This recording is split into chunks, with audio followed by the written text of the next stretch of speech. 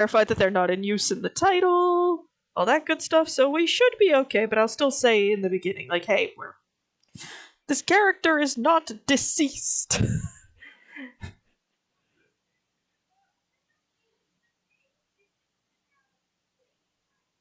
Yep, you know where I'm going to be posting this. Every self-promo thing you can find. That's one. That's two. That's... Wait. Hi! Hello, everyone. I would first like to clarify that this is a backup character who has yet to see the light of day and hopefully never will. Or if she does, it's in another campaign. Yeah, but ladies and gentlemen, you are experiencing the backup character just in case Ava dies. Just in case. Yeah.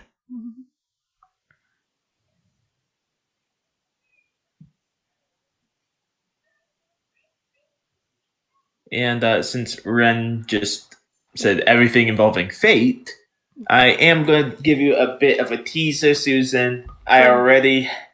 For next... no, not for next week, actually. Oh. For later down the line, I have already figured out the setting of the next corrupted timeline. Oh, cool. And I know at least 2 of the servants that's going to be involved. Oh, nifty. No, that is not any of their names. Yeah. That was a lame joke, my bad. Dang, I should feel bad for that one. Every saying my current character may die. Technically, any good RP setting is where your character could die. Yeah, it's like up to you to make sure that they don't. Yeah. Sense just in case. Yeah. Just in case they run.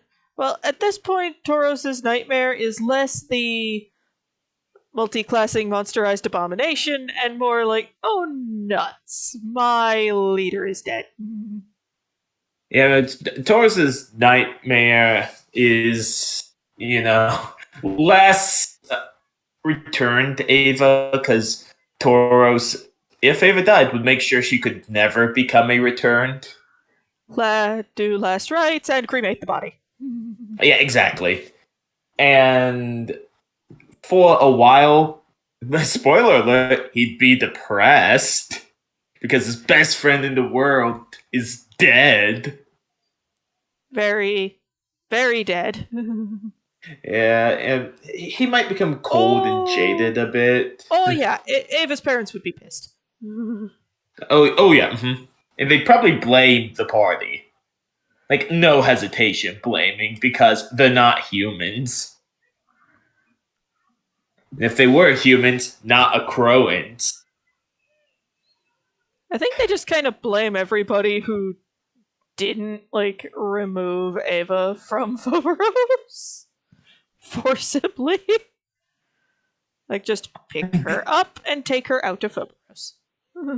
Specifically at Tauros, because speciesism isn't. Okay, at first I didn't know what that thing was. Like, if you were going for socialism, that's an economic thing. What word is this? Exactly, but yeah, speciesism. Thank you, Ren. I understand. Yeah, so anyway, of course, this assumes Ava's parents being kind of PO'd that Ava's dead. It assumes that the incident that causes Ava to bite the dust doesn't also take them out too. Right. Typos. Yup. Source? I own one. But yeah, so this is basically the backup. Yeah, and I can already tell you that once Tauros meets the backup, he probably won't like them. And that's fair. You don't have to like somebody you meet for the first time right out of the gate. Yeah, probably wouldn't like them because you know what? No, you aren't Ava. And she's not trying to be, is the thing. And oh, I just thought of something dark. Have them, them blame the guy they sent to pick her up. Oh yeah, probably. Oh yeah, 100% they'd blame his ass. Priam probably get executed. That would be more Taranika's call, and I don't think she'd go that far. Depends how blinded by grief she is. Fair. But yeah, the backup character wouldn't 100% not be trying to be a replacement. At least a replacement for the person that has been lost. So I just say, hey, I know it sucks right now.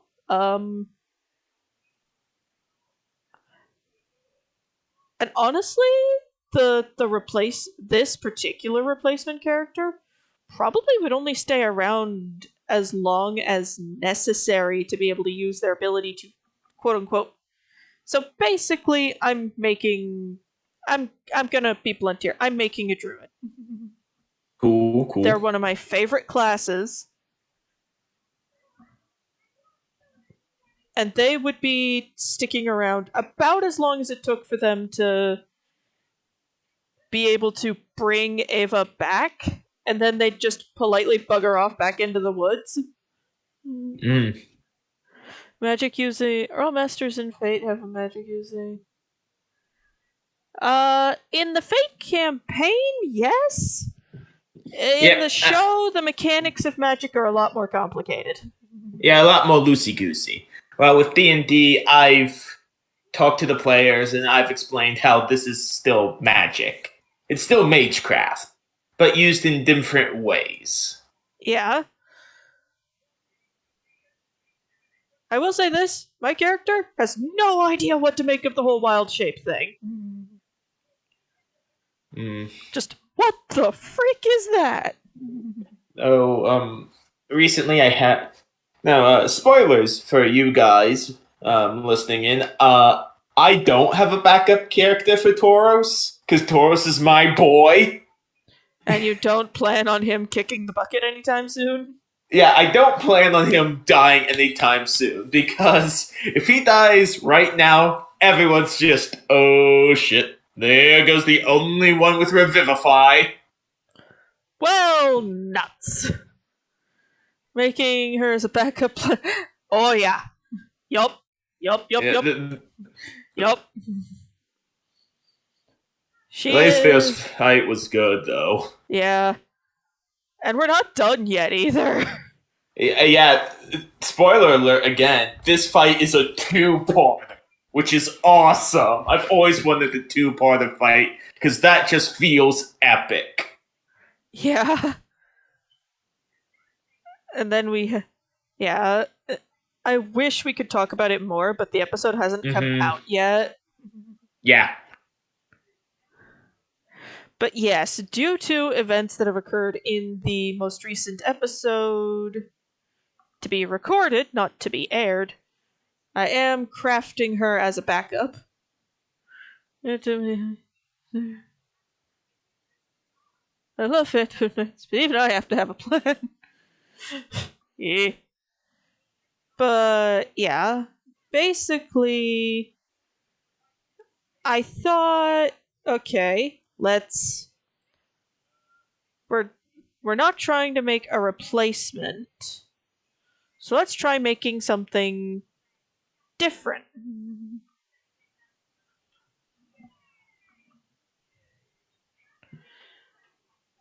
Cue the creation of at least the concept of this little lady. What's her name? Well, here's the fun bit. She doesn't have a name. Well, no, actually, she has a name. In fact, she has two. Oh. She has the name she was given when she was born by her mom and her dad. Kind of Oh no.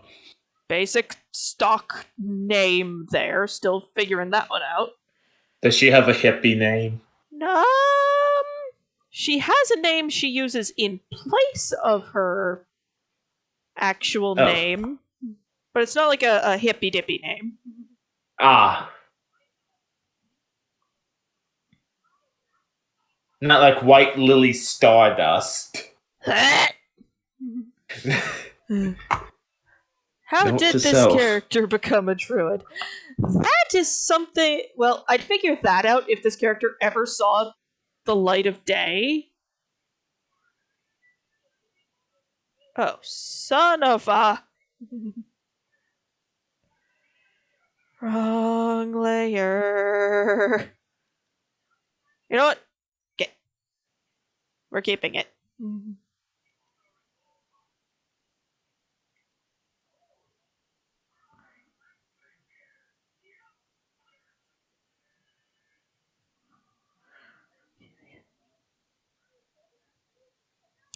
God damn it. I put things like my character's physique up to Dice God.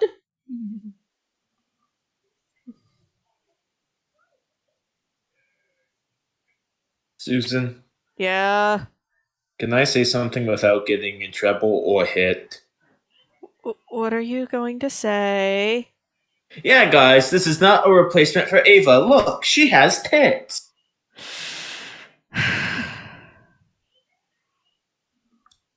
That's the last joke of Ava being flat I'll make today. Thank you. Promise. Thank you. And you're not going to be able to make it for long, because her next level up, I'm upping her charisma. Dang it! So you're saying I should get all the uses out while I can? Anyway. Joking. So...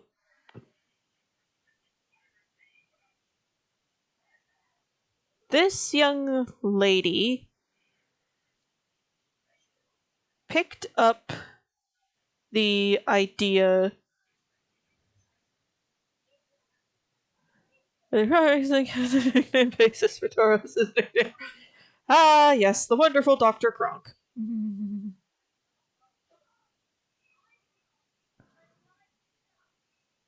Go here, it makes me think of the nickname based stuff. Based with Taurus's nicknames running gag. What nicknames does Tauros have? We have the one the fans gave him of Dr. Crunk, which is great.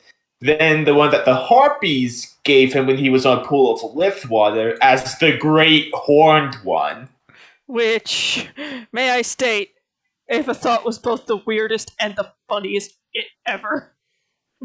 Because just looking her dead in the eyes, tripping balls, I'm the Great Horned One. Ava, good for you, buddy. And he's stoned. He's gone. He's gone. And then later you suggested giving that hit to a stressed out caster. Yes, I did. Not my brightest moment, admittingly. Definitely not Taurus's brightest moment. Funny nickname, yeah, Dr. Kronk. Which it fits. It fits. He be a doctor and he be a himbo. And there's one episode thing I want to mention, but I don't know if the episode is out yet. Well, the 50th episode just came out, and that's us where we encounter those freaky demon critters. Yeah, it's not out yet. I can't say it. Mm-hmm. Because the thing I'm thinking about is what happened after Priam left the group. Ah, yes! The incident. The incident. And you guys will find out what the incident is eventually. When that episode sees the light of day.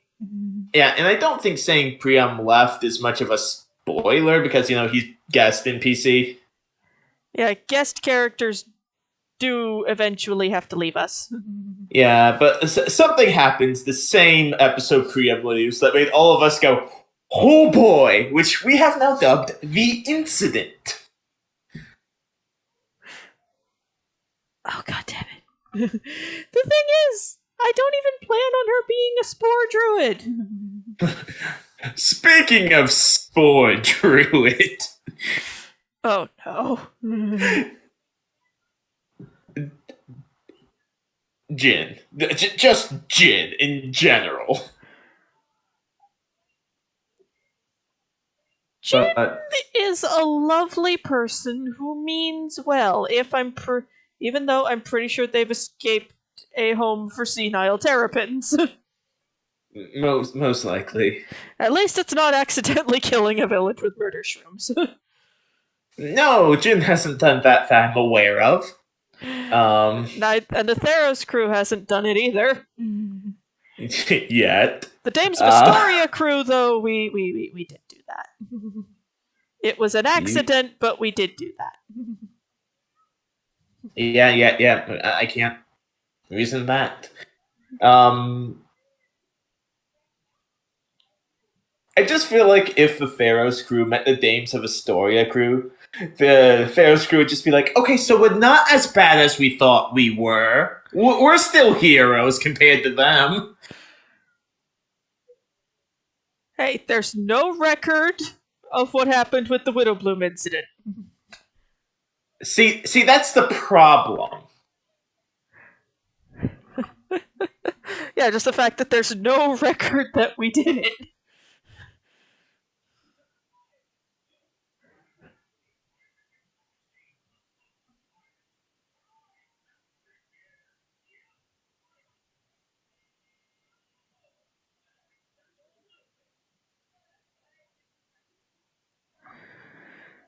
I wish we could all listen in on the Dames game. Well, I do plan on making one as a Patreon tier reward. We just have to get the tier filled. But anyway, yeah. Sorry, you go. I was gonna say, one, I cannot wait until we are able to talk about the incident. Yeah, because then we'll have 2 incidents to talk about. Yeah, there's Incident 1, then Incident 2, Electric Boogaloo. Yeah. And with the way things are going in that combat encounter that they have only heard as the combat encounter, there might be in Incident 3, the return of the incident. The Incident 3, a return of the incident. Yeah, exactly. I'm just saying. Yeah. Our party has made a lot of the incidents. In all fairness, all of them are in Phobos. 2 incidents in this. No, but the incidents are like connected. They're like an episode apart. Yeah, 2. I never said all incidents were good. They are. They're an episode apart. Like one happens, and like what would be episode like 50. I'm gonna pull a number out of my butt and say like 55. Mm-hmm. And Incident 2, Electric Boogaloo, occurs in episode 56. Yeah, incidents tend to multiply exponentially. Yeah, they have. Yeah, they have. For us, there's really nothing we can do about it aside from just hang on for dear life. Don't ever D&D party have a string of chaos they trip over. I mean, fair, but our chaos string is called Phobos, and it just seems to be just Phobos, which is astonishing. I mean, we had some Chaos Goblin incidents in Melitus. But not this bad. In all fairness, we were like level 5 at the time. Yeah. So there wasn't too much chaos we caused. Now we're level 9, and just, yeah. Incidents are happening more and more. Yeah, we did, however, probably make poor Cadmus an alcoholic. Yeah, we did make Cadmus do work, but at least Wait, no, I can't say that. We technically did make Priam do some work for us. He joined. Well, he was already emotionally invested in doing that anyway, so that was just us asking him to do what he was already gonna do. Any TPKs you want to talk about? We haven't had a TPK yet. Yeah. I was involved in one at a tabletop day. So, the local game store I used to go to for all of my tabletopping things.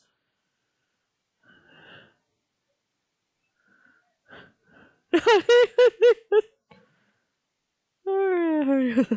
Widow Bloom. He's having an inquisitor by mistake, and the party getting yeeted to the underworld. Yeah, we have several incidents under our belts already.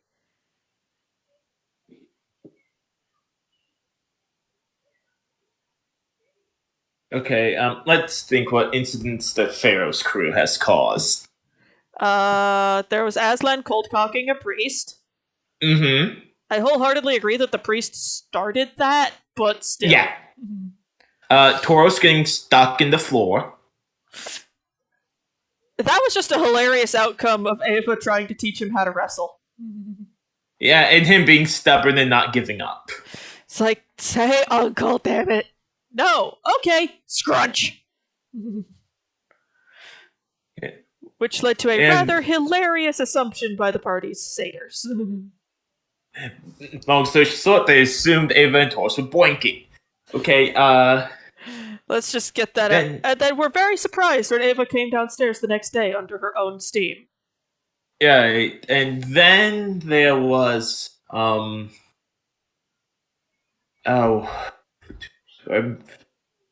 Melitis, Brunhilde. Brunhilde almost became an incident. Brunhilde was hilarious.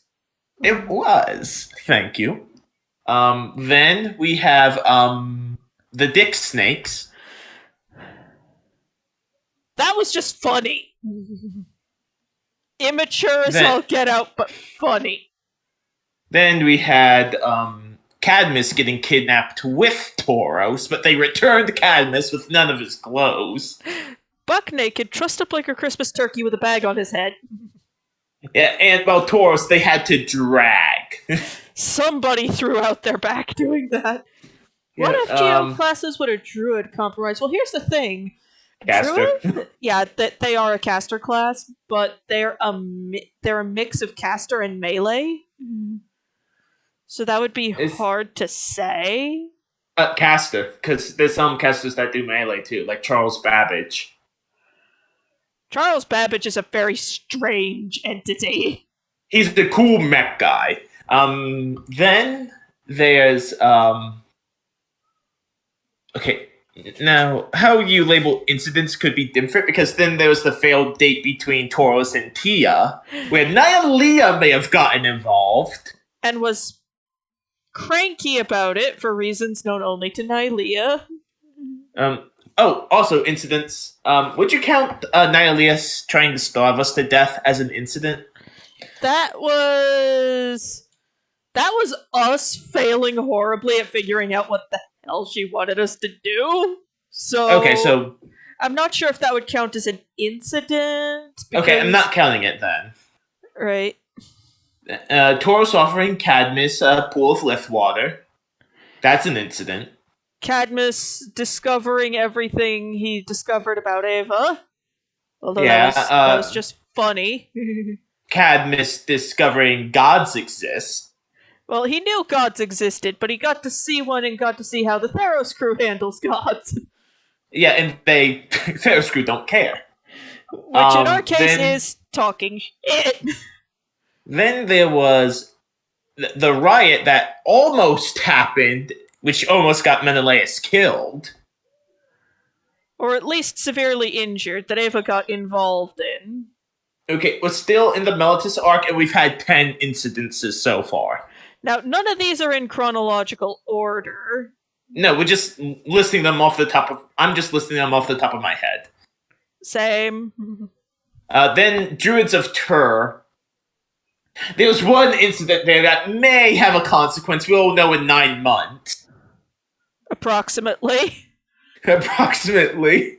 Thank you, Theros and kick-ass berry wine. So that's 11.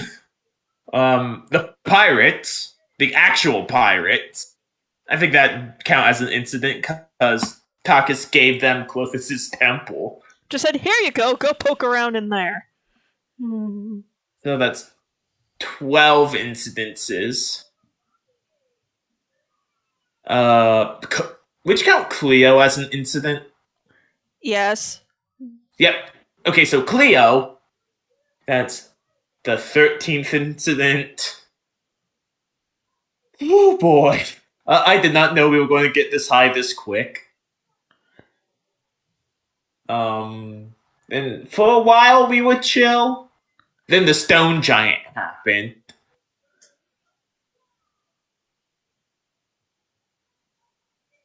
One arc had more incidents than the entire Dames of Astoria campaign. You're welcome. Now you know how the Theros crew runs.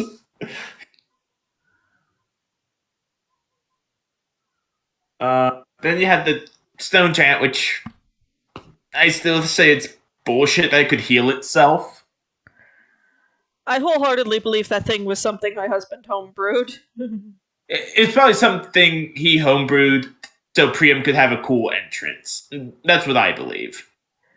Nobody anticipates the results of going, I'm going to smite, nat 20. Oh no!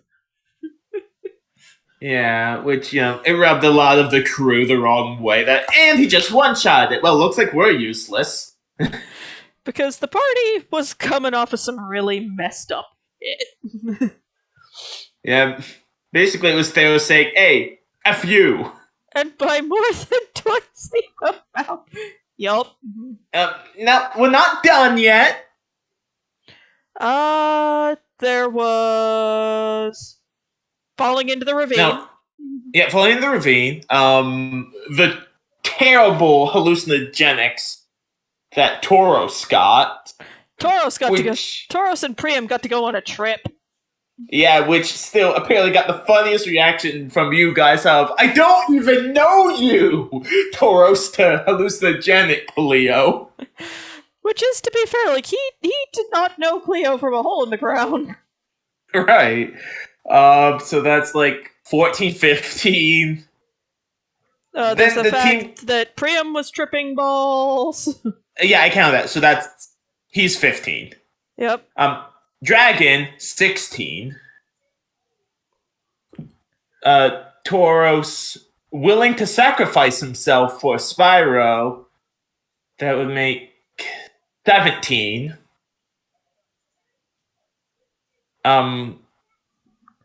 Could we just count Taragony? Yeah. Cadmus was lucky in being a guest. Yeah, he was. And hopefully we'll be seeing him again. And he might not be happy to see us. It's like, hi Cadmus, we're back. I'm taking my vacation days. Yeah. Then, wait, is that with like those devils that the awesome team attack happened? Yeah. I'm counting that as an incident, but a good incident. Yeah, and that just happened in the most recent episode to come out. Spoiler alert for the latest episode to come out. So Aslan brings a devil out of the sky, Theros hits it to Priam, and Priam hits it with a smite. So hard, it vaporizes. But that was awesome. That was teamwork, baby. Yeah, that was great. Then we have the incident that I can't speak about, because spoiler. We can't talk about that one just yet. We'll close. But we can talk about something non-spoilery that did occur very close to that. Which is? Spyro's loose f***ing lips! Oh yeah, Spyro said something he wasn't supposed to, so that, I'd say 18, 19. We are at over 20 incidences! And we're at level 10. Level 10! Wait a sec. Did you count? Wait a second. Did you count the Did you count the basement in the Melitus arc? Oh no, the basement. So we are at like 23 incidences. No, wait, no. Those factor in those 3 I can't talk about. We are at 26 incidences. Potentially 27. Yeah, potentially 27. And we're just level 9, super close to 10. Yeah. So, to be fair to the Dames of Astoria campaign, we have not had as many regular meetups.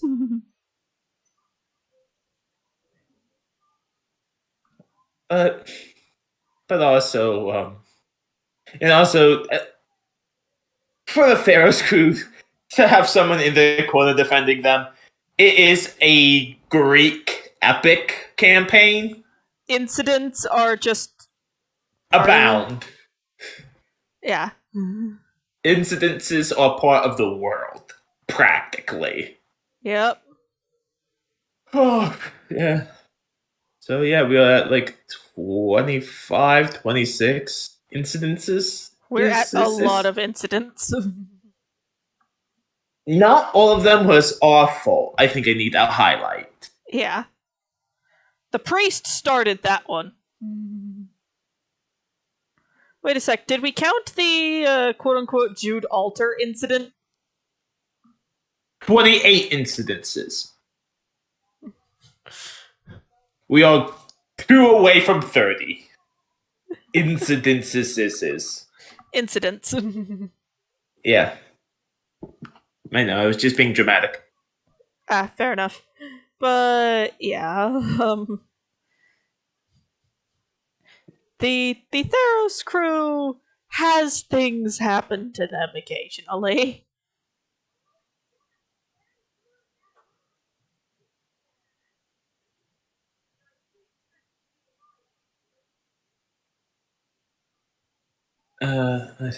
But yeah, that's a lot of incidences.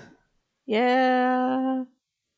But hey, at least some of the incidences we can't talk about involving one of the characters, at least it's kind of cool when pointed not at the crew. Yeah, when it's not it's like, woohoo, not me!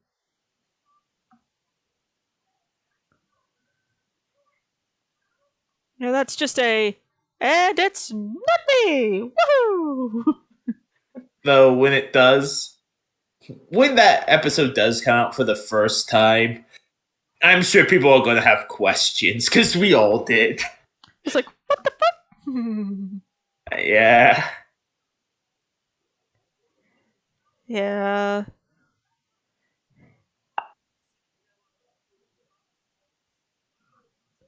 Spyro told Priam.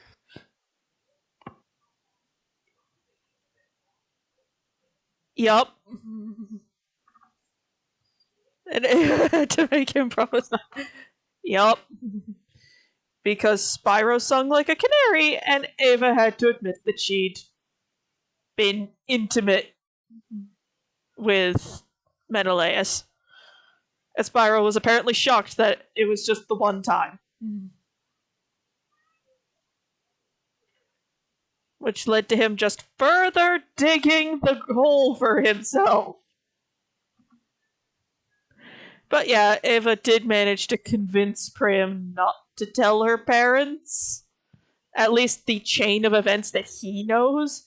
Because Ava was a little bit of a clever devil. And, though, one thing I can't, since we're kind of mentioning it, but we're not mentioning it in detail, I guess we could talk about it. Then you have Priam's conversation with Theros about Menelaus, which is just comedy gold. I think I was in the bathroom for that one. Now, I'll basically tell you about it after the stream. Their predominant shock was that Ava hadn't had a kid yet. at least the satyr's predominant shock.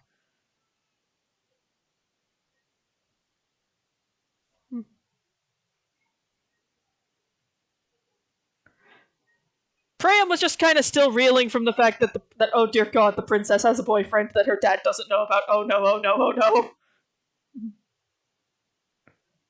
I foresee diplomacy issues.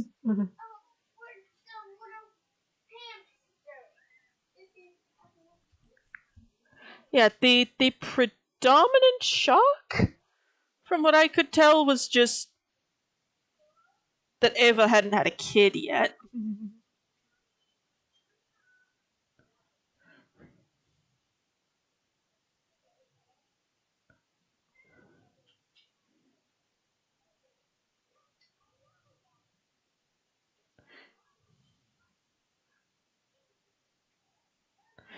And I mean, pretty much everybody in the party knew about Menelaus at this point. Yup.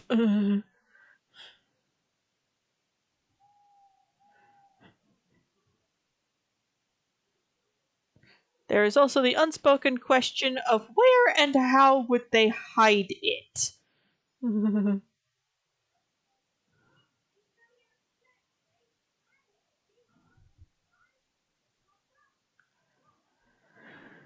Okay.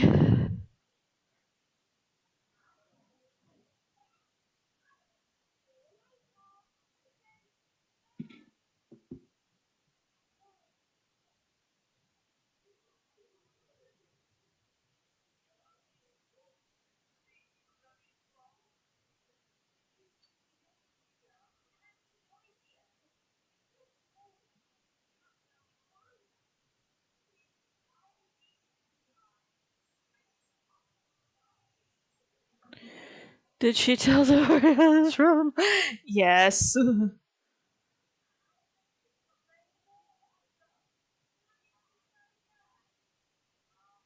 Ava did explain to the party, like, hey, everything about this would be so much worse if I had a kid.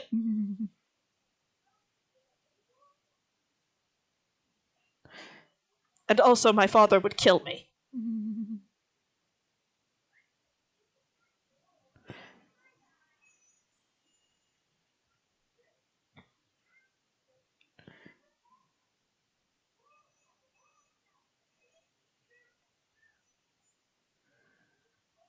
But anyway, I was supposed to be talking about this character I'm drawing right here. Right. We got massively sidetracked, which is perfectly okay. Yeah, because we're talking about Ava because we don't know anything about this character, or at least I don't. Right. So this girl, she uses a... So for her, I took a practice I know of from... Basically, I took her... I grabbed the idea of a working name and said that she uses that. Right. Which is essentially an alias for when she's doing druid. So nobody who... Basically, it keeps her being a druidcraft practitioner.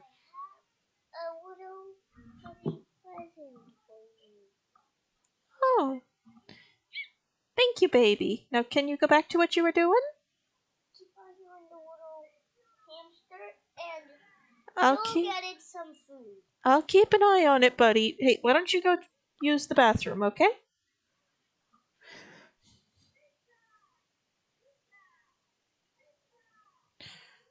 It's President's Day, so the schools are all closed.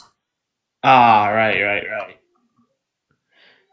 And that reminds me, Fate Grand Order is having a special summon where you could get, I believe, Nikola Tesla and Thomas Alva Edison from a banner. But neither of those are presidents. Thomas Alva Edison is the U.S. Prezi King. He's basically all the presidents in one. Because he signifies America. That's Nice. But yeah, she uses a alias when practicing druidcraft. So if she does ever get, so if either she or her associates ever get captured by people with malevolent intent, they can't. Any identifying info gleaned is markedly less effective.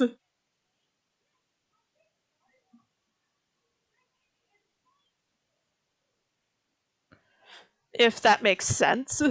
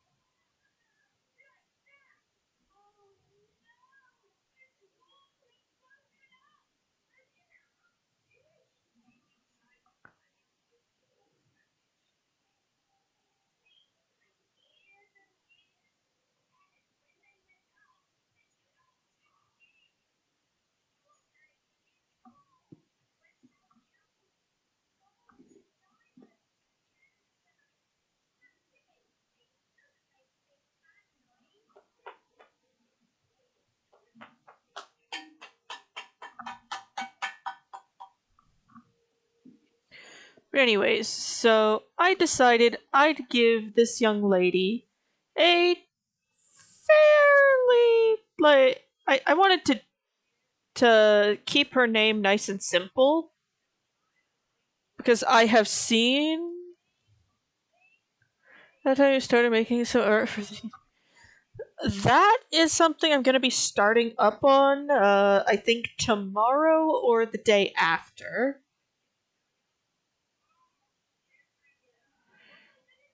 Depends on who I can grab. About what? Oh, who you can grab. About the D&D Patreon campaign. Cool. Yeah.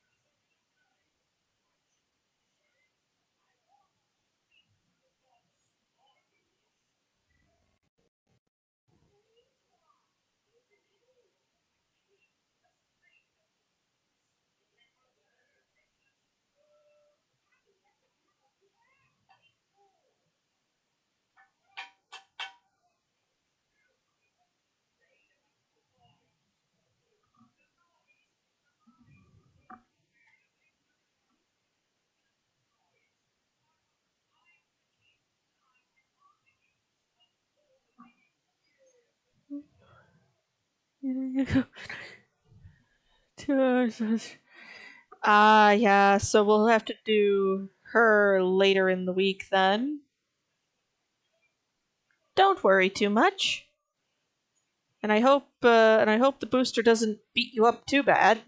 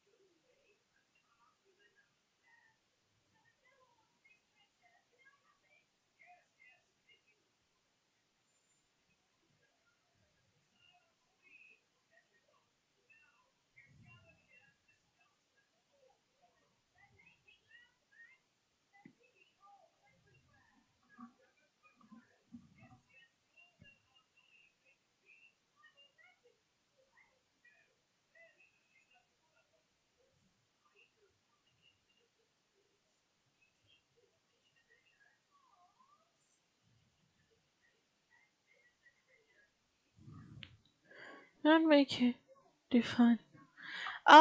Looking at her build, I believe so. I am going to double check though once once the dust settles.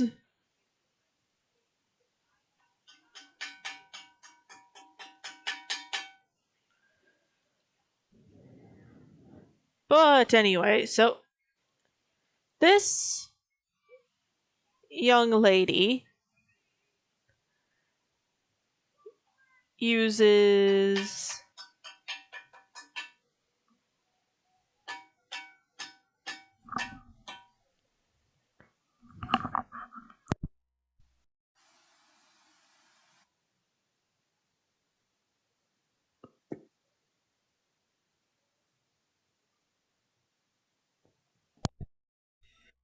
yes, because it's a school holiday. Uh he's kind of puttering around in the background. And I want to make sure he has as good a day as possible before he goes to the dentist.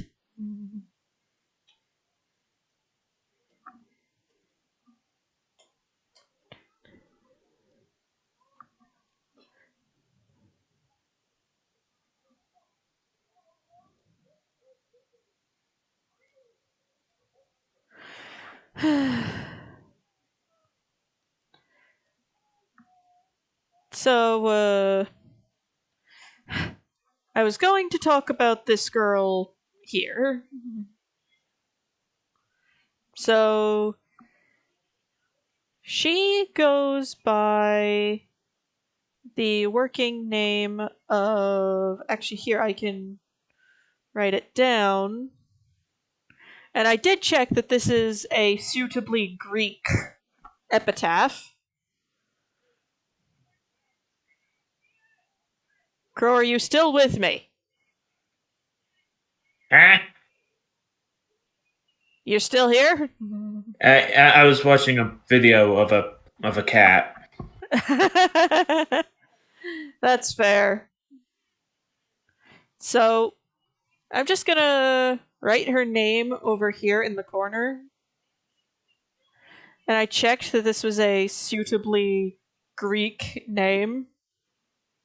Oh, so it's not Brunhilde, the greatest name to ever exist. That's very much Greek and totally not Nordic in any way, shape, or form. I heard my husband just die inside when you said that.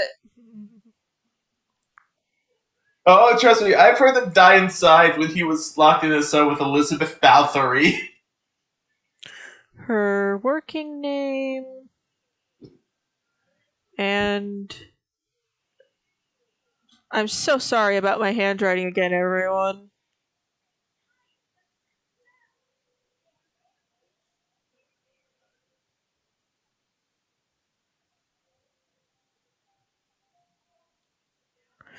This is her working name, and this is her given first name.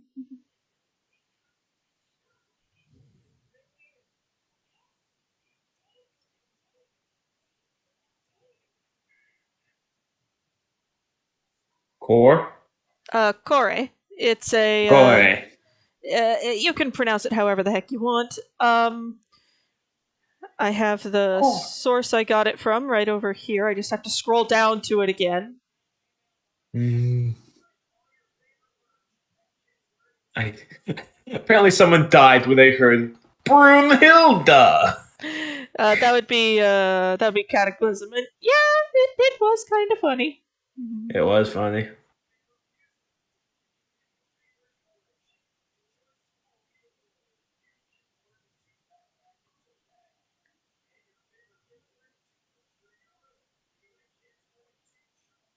Uh, the reason it's a work, basically her name translates literally to maiden,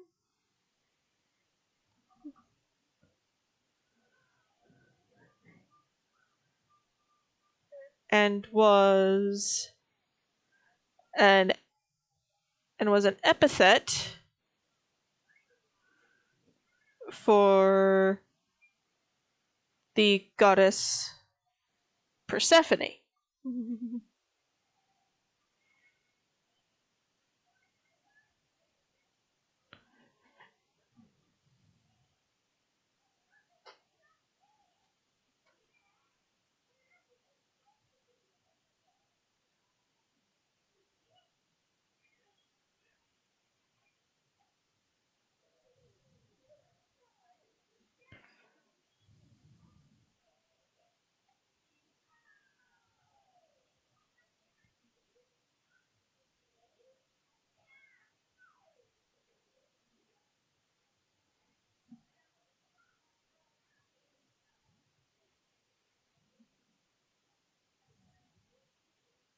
Vikings haven't shown up yet. I never read Thor. Did you really? Uh, as far as I can tell, that was just a portmanteau of Tauros's train of thought. It was Theros panicking because Theros is a good boy and he barely ever lies. And it was also his player panicking because I couldn't think of a Greek name. Felix had one planned out. Well, I'm sorry. I couldn't read his mind. It's fine. It's fine. This was still funny. But Tauros, he has had bright moments when the dice have allowed, which only confuse Ava. Like the bit where he was able to figure out exactly where she was in the Acroan line of succession based on her just stating who her uncle is. Yeah, like, oh, my Uncle Annex, Tauros. Oh Wait a no. second. Explains it perfectly, Ava. How do you know this? I don't know. Yeah, that's basically Tauros. Oh, no. Don't mind me, I'm just trying to figure out, like, what sort of. Oh, I have it.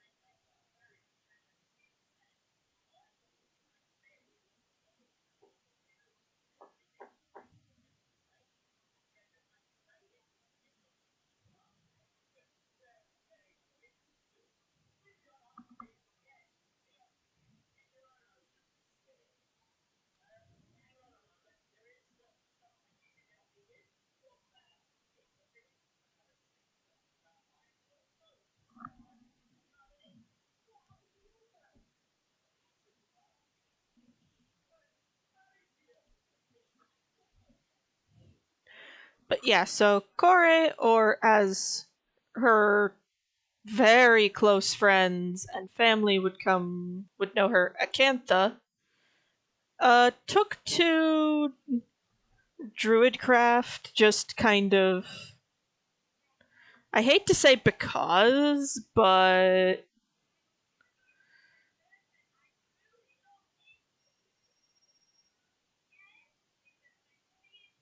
I haven't actually figured it out.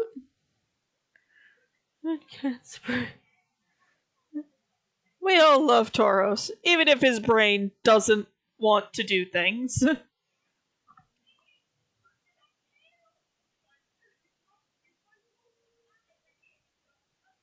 Yeah, I'm glad you guys do love Tauros, which I I've talked about this before, but I never expected you guys to love Tauros as much as you do. I just wrote him to be basically a medical student right out of high school that couldn't get not out of high school, out of college, just couldn't get a job, so he just traveled healing people. Just wound up at Akros. Wound up at Akros, got kinda sorta arrested. In all fairness, he was being sassy to them. And meanwhile, you have poor Ava who's just like, I guess I'll take responsibility for this. No, at first she saw Mental in the gates and decided to hide. And that's not my problem. And then, just like, well, we do have this one. Taurus, hello. Ava, okay. And this is my responsibility because? Because you have an adventuring group. Okay, fair. Ava was probably just thinking, though. Ava was probably thinking, oh, I just hope he doesn't cause too much trouble. Like, just don't break anything, Tauros, because that's apparently your name. Then she saw Tauros charge at the Broken King Antinogos. I was just like, well then, I guess this is my life now. Not like she accepted Tauros at that point because he proved to her that was enough to prove that he's brave. Meanwhile, Ava, he's braver than I thought. Tauros in his head, why am I so dumb? Yeah, like Tauros thought it was smart until Antinogos didn't move. It's like, I can do this. Hey, wait a minute. Yeah, just like, oh no. Though I will say that is not the last time you will see Tauros charge. Because don't worry, Tauros has remembered he has 2 weapons on the top of his head. Much to the concern and dismay of those around him. I wouldn't say dismay. Concern. A concern I'll agree with.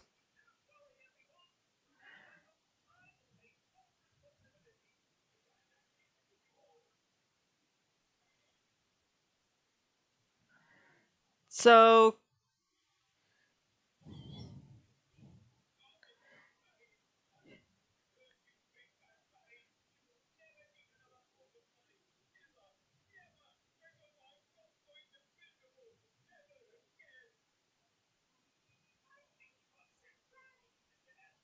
So I will say if Tauros found out that she is a druid, he will 100% ask if she knows Tanya.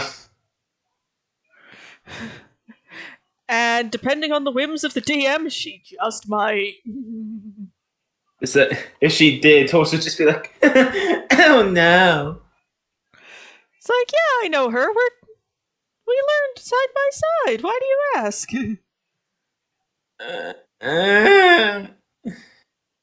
Sir, are you okay? Yeah.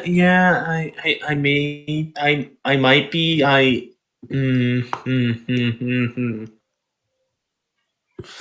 Looks at the others, just like, what is wrong with this person? Tagus would just be like, oh, don't worry. He just kind of did Tanya. Oh, good for him.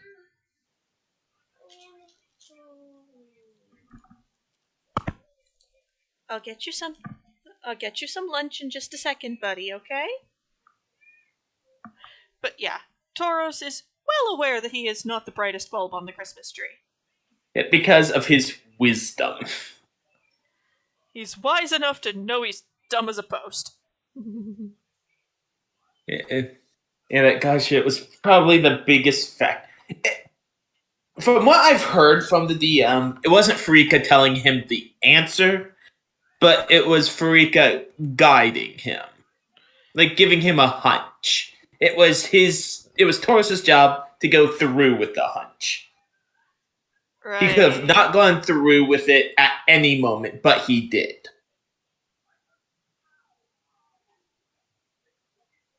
Now Farika's just watching him. Probably with a bowl of popcorn. Yeah. Asking if Afara is going to join her and watching the idiot. It's like, hey, Afara, I made popcorn.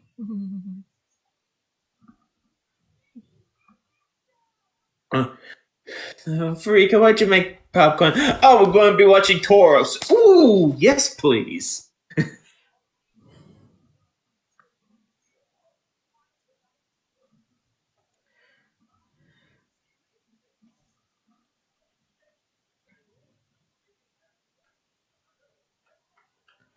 Yeah,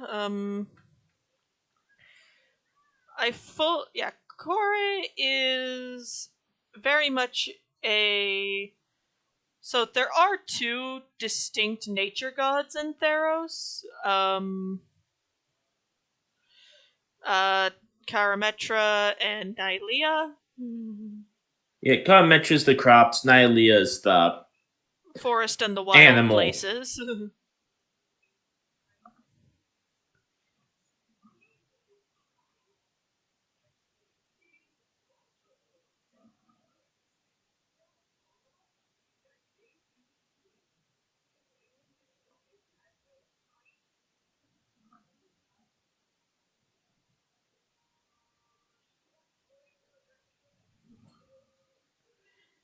Probably. We shall see.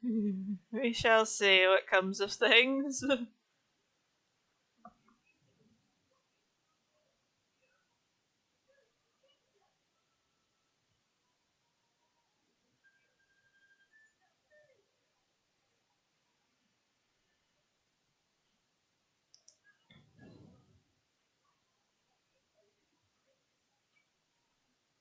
So Taurus is like the Three Stooges for the gods.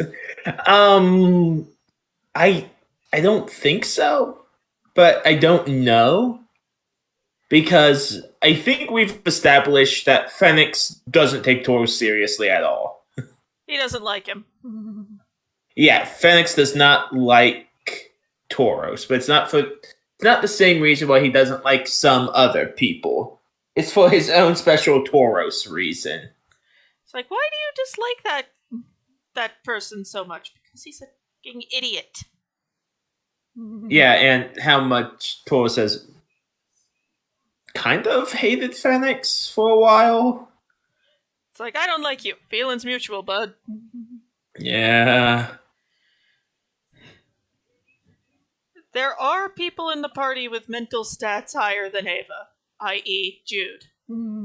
Oh yeah, Jude is like the smartest, hands down. Yeah. Ava just stepped into the leader role because nobody else volunteered. Yeah, and Tauros didn't do it because Tauros at the time didn't believe he could lead anything. Because back then, Tauros had self-esteem issues. Still kinda does, but he's gotten over like 90% of them. Yeah, I was about to say, it's not as bad as it used to be. Because it used to be, Tauros, what do you want to do? I don't know, I feel like I'll make a terrible mistake and be wrong and you'll abandon me. Okay, Tauros! Tauros, we talked about this.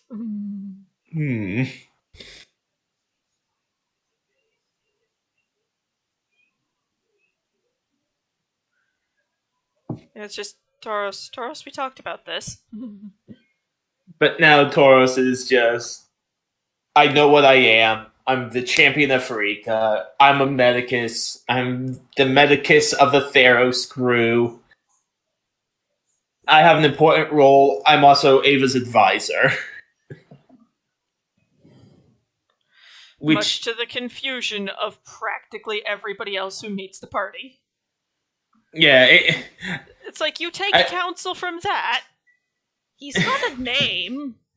yeah.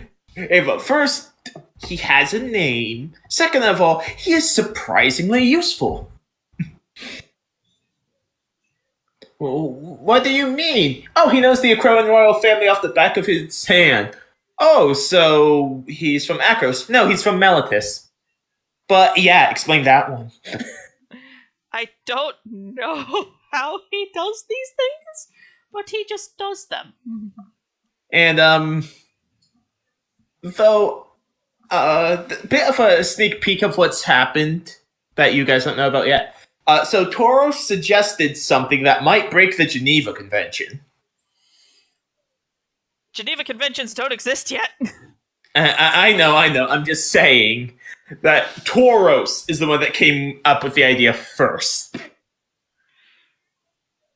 And Ava hesitated. She had to think about it for a hot sec. In which the answer was not yet. Yeah. Azur Lane's Dido. Kinda, sorta. I'll have to look that up. It's a ship. I know.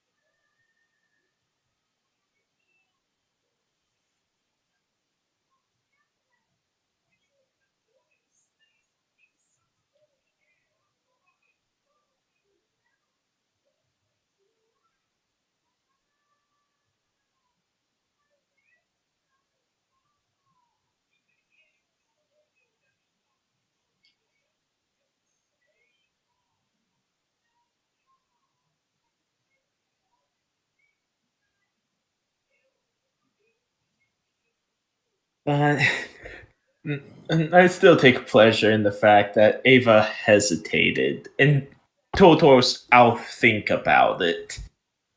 And to this date has not said no. She hasn't stopped him.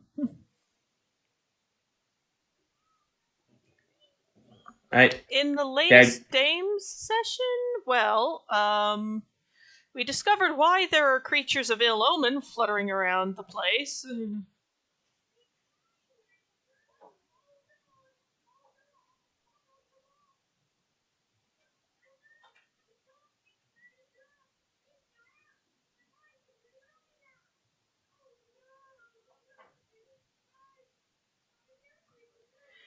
Abandonment issues that is named after. Yeah, Dido.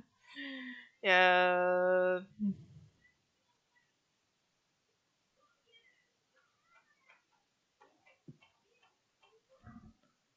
But, yeah,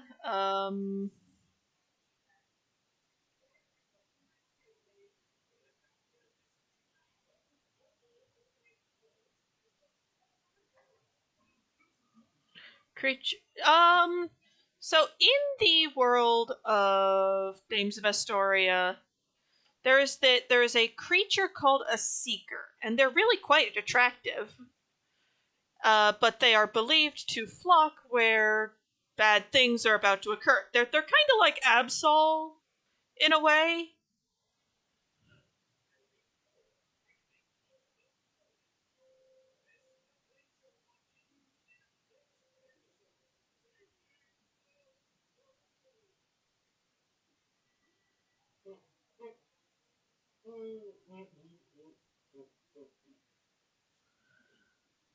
There's the cutest. Well, she's small and generally good tempered. Of course, she's going to be adorable.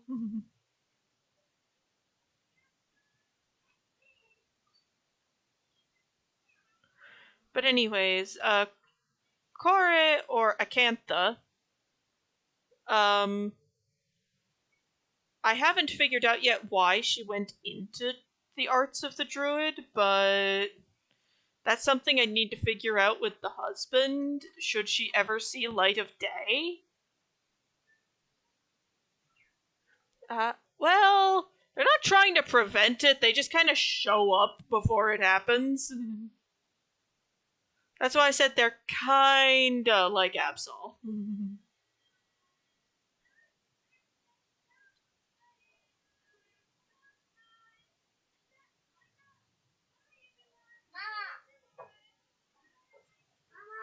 Here's your speaker. Ben, not right now. Here it is. Thank you, child. But anyway, so the party has been asked to figure out why they're here and what they're doing, to see if we can, make them go away.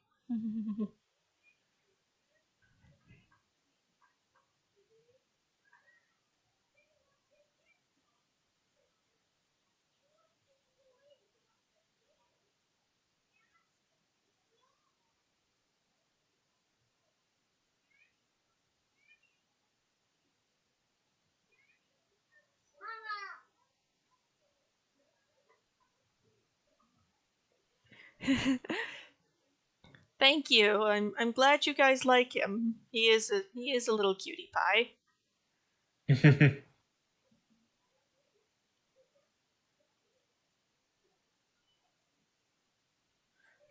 But yeah, the party has discovered the source of the problem in a cave, but it's not something we're strong enough to fight directly. So our plan currently is to make some explosives and collapse the cave on it.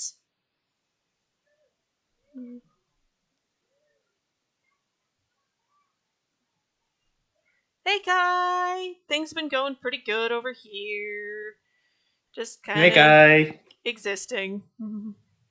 Yeah.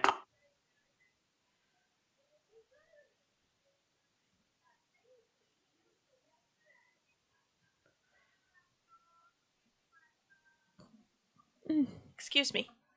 Yeah.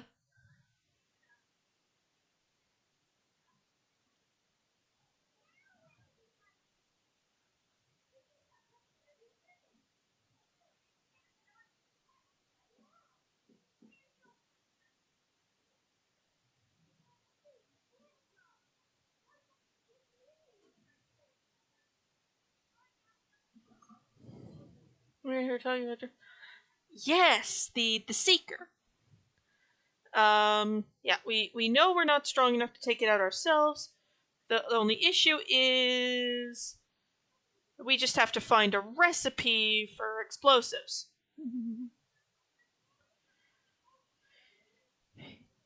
Gunpowder does exist, but it's not common to get hands on some.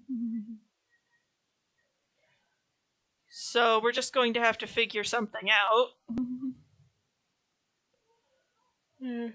So I'm sorry you're tired, Kai.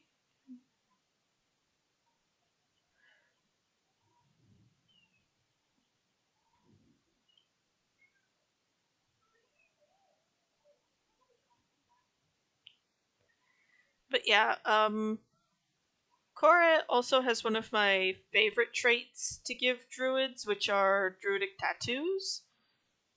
Gonna sulfur gold plus. Yes, but there's an issue of, do we have the ingredients and do our characters know the recipe? A certain hour. Oh my god, why are you two like this?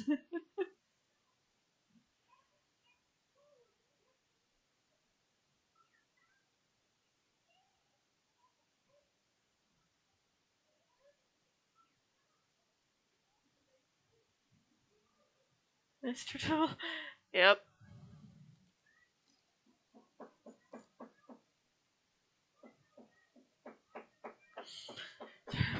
Yeah, none of us. Yeah, Hey, Crow. Yep. You as the DM. Mm-hmm. No way in your right mind would you give any of us a servant who could be anywhere near a reality marble, right? I mean, there's one character I have planned that's going to have a reality marble, but they're not going to be an ally. Of course they're not. Well, I have to give you some kind of challenge in the next corrupted timeline. Depends on what level we are when we wrap up this one. Basically, I have an outline, and you're not going to be able to. I don't think you'll steamroll it. Is what I'm trying to say. The second corrupt timeline.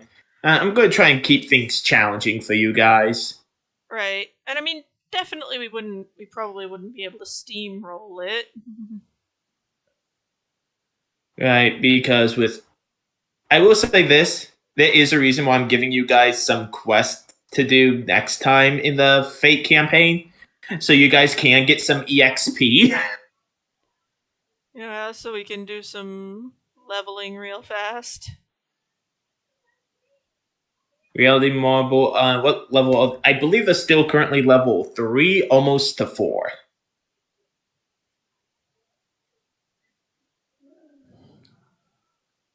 So Noble Phantasms are just homebrewed? Yes! Some of them I have taken inspiration by either actual Noble Phantasms, others are Noble Phantasms that I've created. No.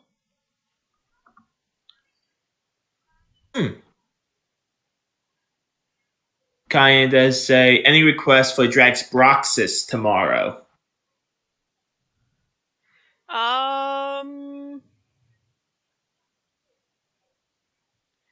Aside from please don't kill us. Can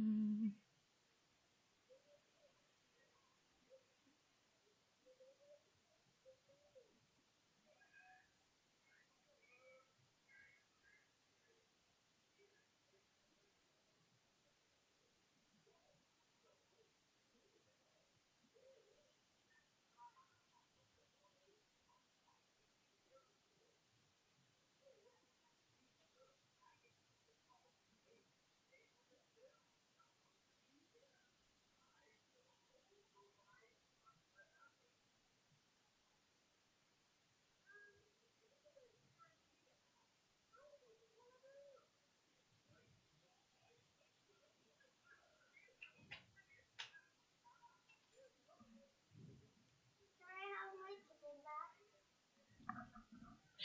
Sure, here you go. Mama, don't waste it. I would never.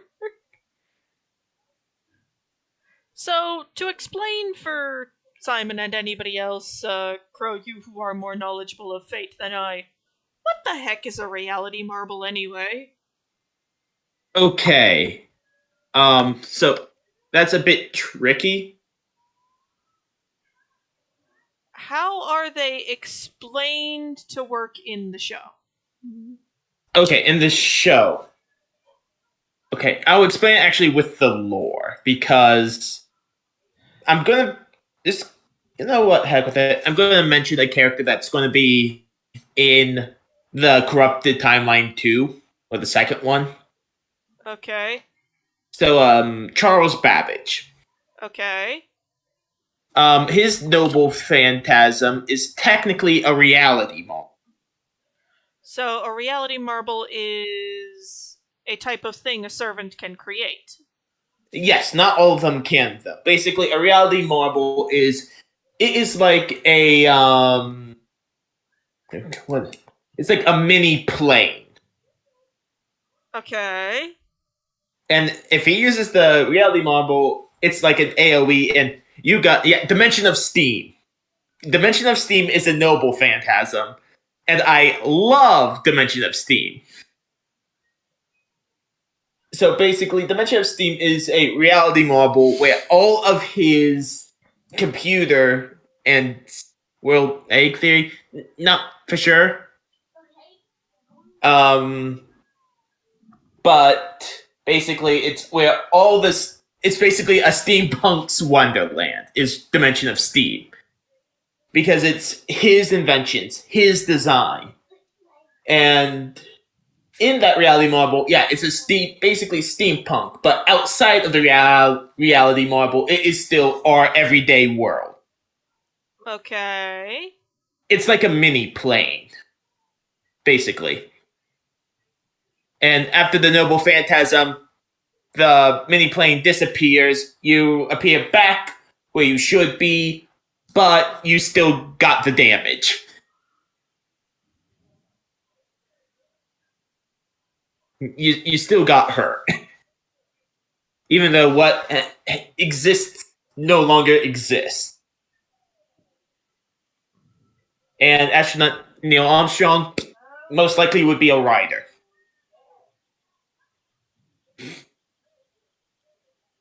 Mama.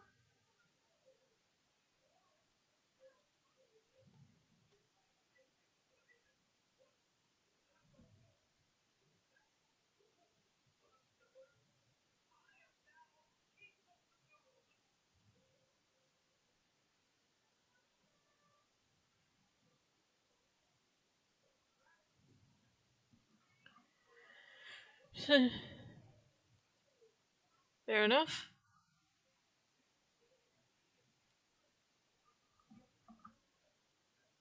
Yeah.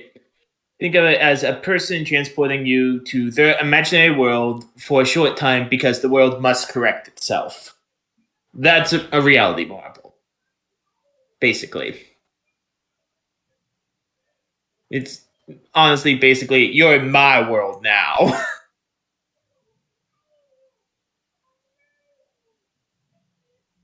I see characters in Jack's boxes, certain family members or party members who haven't been revealed.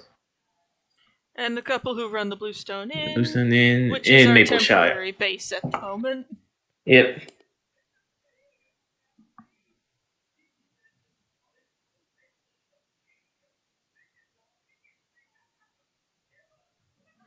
Yeah.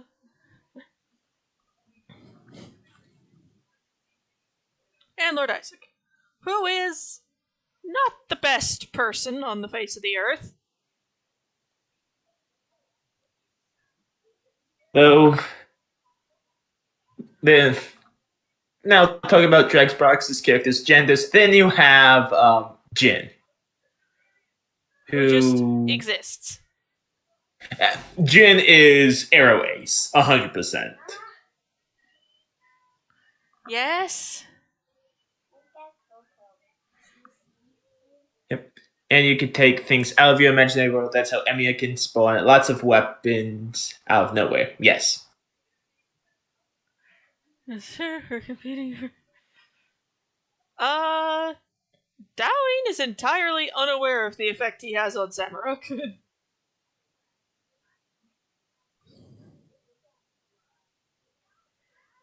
Or, like, at best, he figures it's just because Samuruk hasn't encountered an elf before.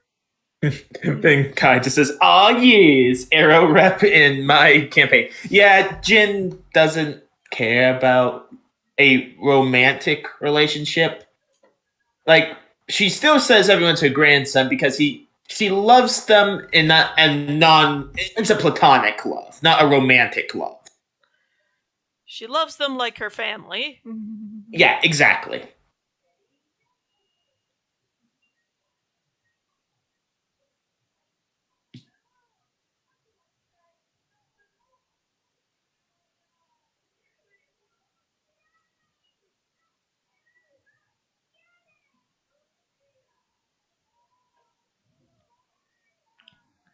Samuruk is an enigma.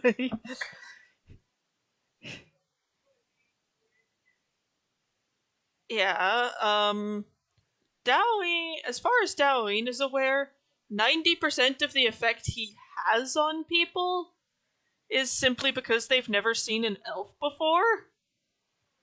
And not because the poor lad has charisma for days.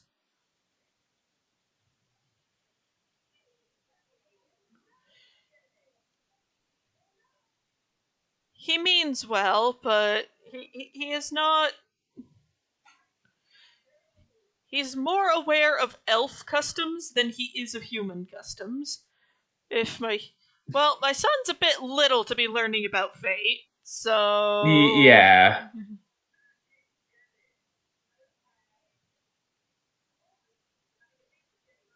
Though there's one thing I know for a fact involving Samuruk, and that's he loves Jin like his actual grandmother. like like her calling him her grandson was enough to make him just break. Elf, most NPCs when seeing going pretty, but Ben, not right now. Mummy's trying to get work done. Elf is pretty, but I have no idea if it's a dude or a chick. I get that a lot. Well, Jin seeing Darwin is just like, oh, grandson.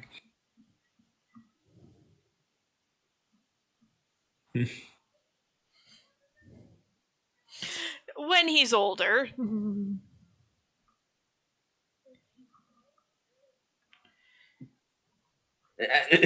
Ben is not ready for fate.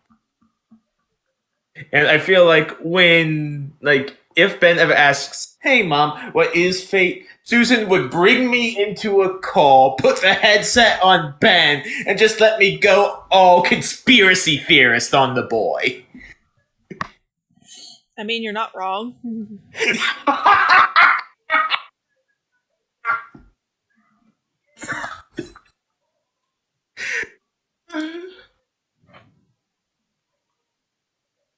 I can't believe that. Being I actually got that right. And Dallion's just a little ray of sun, just a little blob of sunshine and good cheer, just getting through life.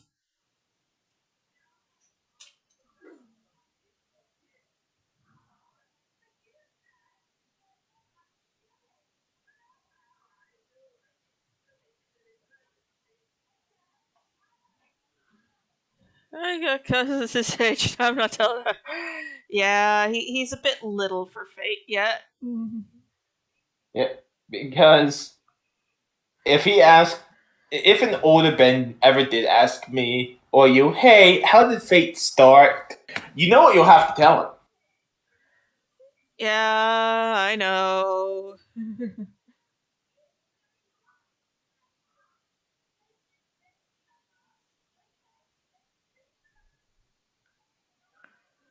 I mean, I had a healthy childhood. Rest of the party. That's nice. The thing is, Dowling doesn't talk about his childhood because he doesn't see a reason to.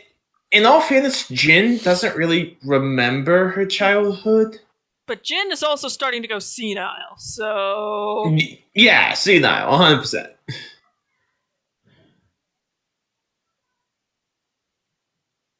Because I think I wrote that Jin's 49. So, like, in a year, she expects herself to die. Stop, my time is up. Splat! Yeah, that it. Yup. That's from whence fate came. God help us all. And senile here. Yeah. But one thing that I hope we do get experience in the Drax Boxes campaign is Jin celebrating her 50th birthday. And not dropping dead. I didn't say that. Just like everyone's on edge during the whole celebration, just watching Jin. And his best friend, her old coffee act is starting to be reality. Yeah, and then you have poor Darwin who's just like, I'm looks at the rest of the party. Huh. So I guess I'm well adjusted? Oh, yes, you are, grandson. Would you like to speak to Reginald? Holds up the mushroom. Maybe a bit later. Oh, okay.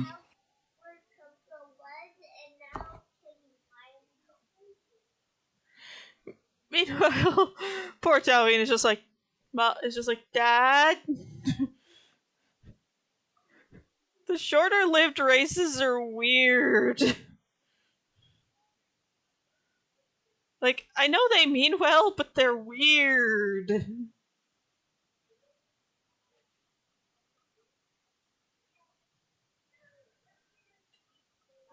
They mean well, but they're very, very strange.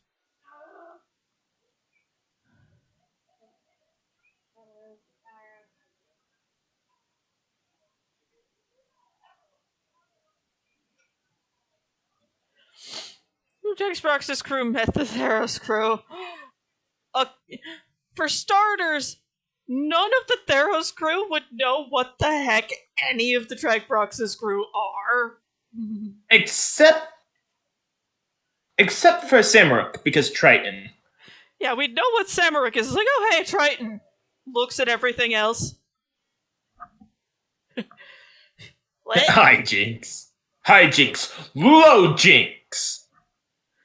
It just looks at the group. What are you? No, I just can't. It's all fun and games until Jin decides to try to adopt Theros. And Theros would just be like, no, I have a mother and a father. Oh, come to Grandma Jin. Get this monster away from me! I don't know what this is and it's scaring me. Woe to anyone who thinks they could just pick up Jin and move her away. She's over 400 pounds. And I do love how we have thought that casting Catapult on Jin would be an acceptable weapon.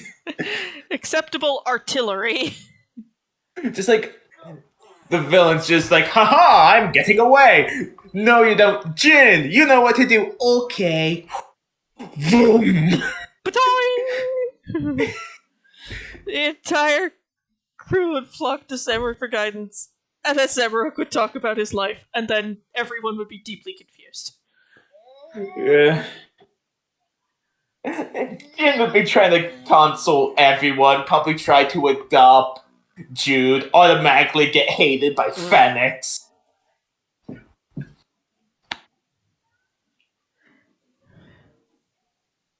Speaking of Jin, the Queen of Sheba summons her 3 enigmas in her noble phantasm. Yes, she does, and it's great. Jude would ask a million questions, which Jin could answer none of. The old woman senile. Meanwhile, poor Doween is just like, so... Hi?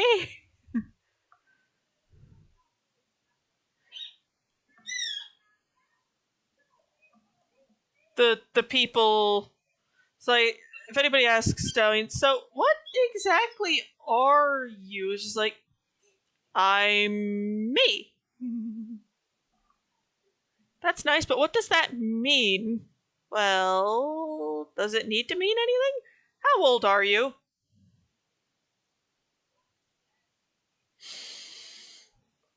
Why? Yeah, Doween and Ava would get along great. I know exactly what to say, what Doween would say to just utterly befuddle poor Theros. What? Doween's an elf. Mm-hmm. Elves reach maturity at about 100. Taurus just look at Dowling and just be like, so you will reach maturity when I die. Oh no, I've reached maturity already. No! You're over 100 years old. 10, 11? 110 years old. The birthdays kind of blend together. Are you okay, sir? I'm 26. I'll probably die in my 80s. Dowling in his head. Oh my god, you're a fetus. It's like, I have a friend I'd like to introduce you to. Holds out slime. What? This is my friend.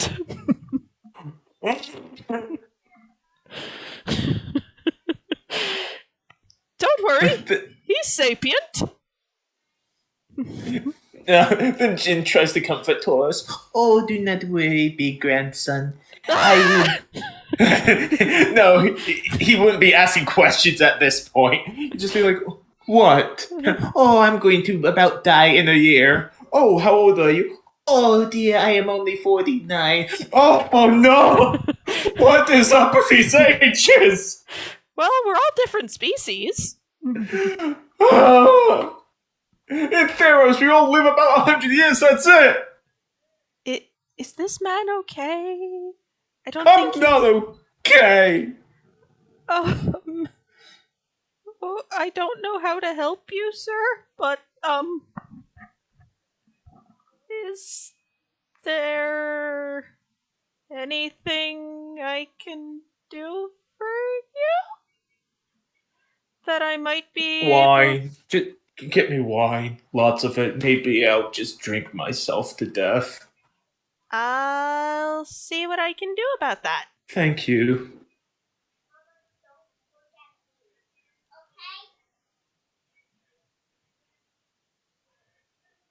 Nope, wrong character.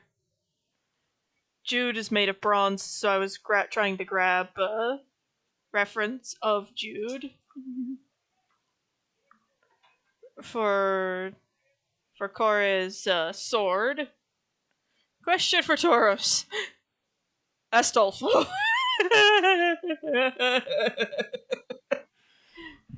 Yeah, it's just Okay. plunk. And Kai wishes to join the call. Oh, sure. Drag him in here. I will.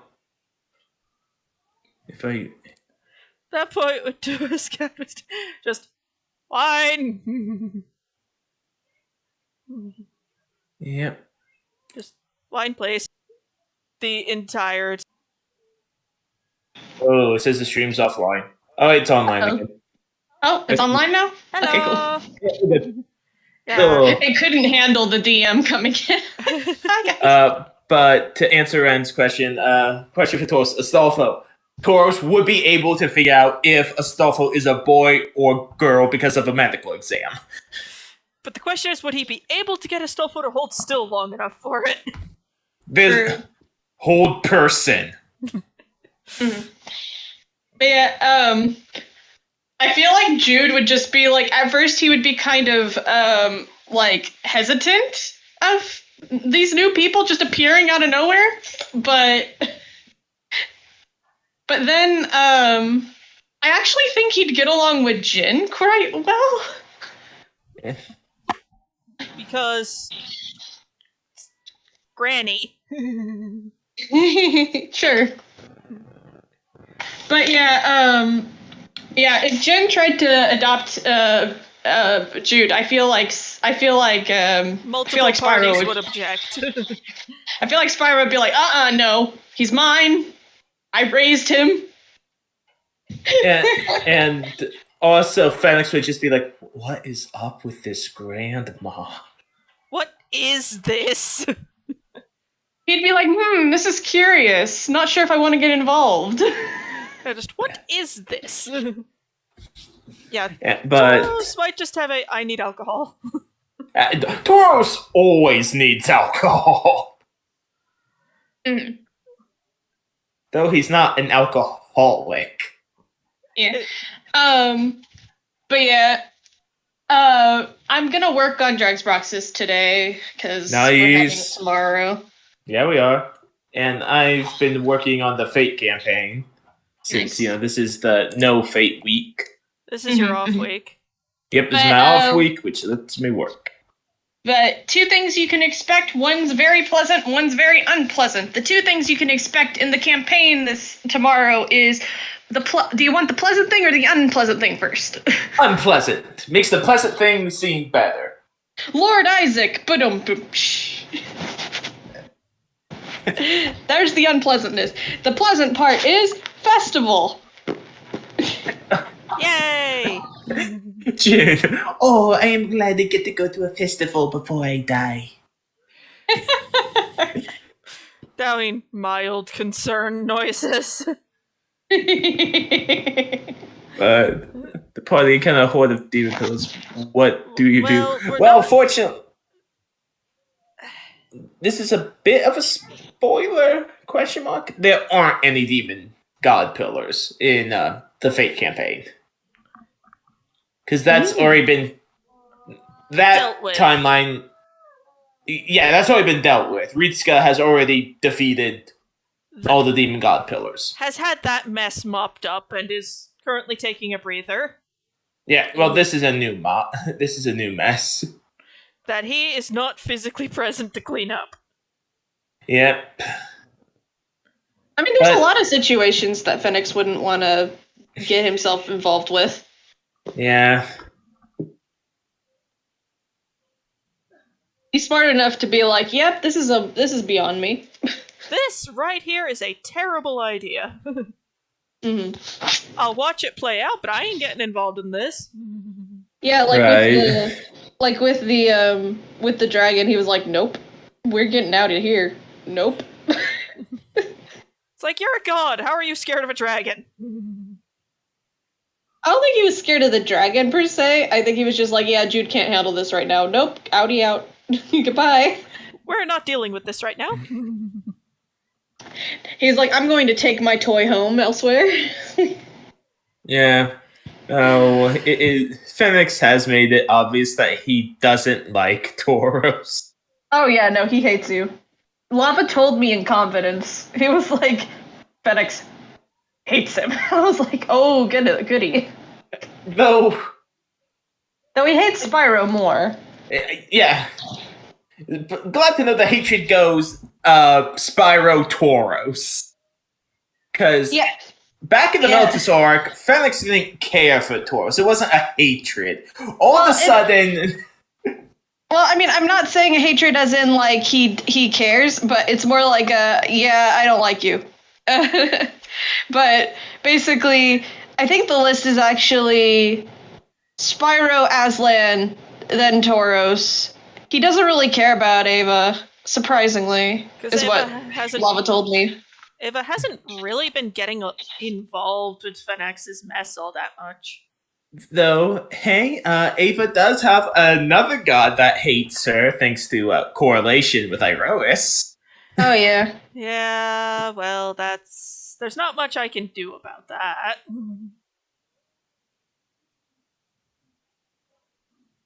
But yeah.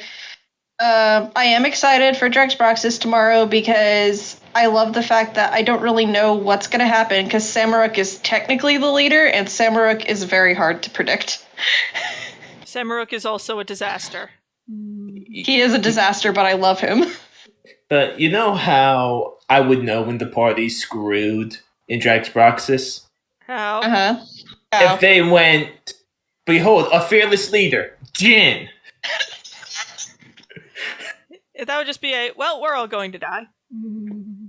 Oh, no, you won't. Yeah, if Jin's in charge, yeah, that leads to... I'm sad to say, that leads to a bad end for all of you, and that's all I'll say. But it's Grandma Jin. How bad could it be? Yes. I'm actually not sure. Like, even though I say Samuruk might be the leader, the only reason I say that is because he's paying y'all. Yeah. Like, technically, there's probably another leader in the group. Like, I'm kind of wondering. Pavla. I'm thinking Pavla. Yeah, it's either Doween or Pavla, but Doween seems to be more focused on Doween's own problems at the moment. Doween is focused on Doween's own problems because Doween doesn't know what the frick to do with these people. Yeah, Doween's like, I haven't been around anyone but elves my whole life, and now I'm starting to see why my father is so paranoid, but on the other hand, this is fun. It's like, hey Dad, I've made friends! What are they? Ta-da! What is that? The way I imagine it isn't, oh, look, I made friends. It's, oh, look, I made some friends and a grandma. Son, what is that? Oh, Jean is adorably SMG. Yeah, I'm not saying that your dad would be like instantly appalled by your friends, but he would be just slightly concerned. He'd be like, "Okay, They're the best I I wanted- got, Dad. like your dad would be like, "Oh no, they're becoming a protag. Fuck." Meanwhile, he's just like, so, Dad, I have a weird question. Uh-huh. Yes, precious son of mine. So,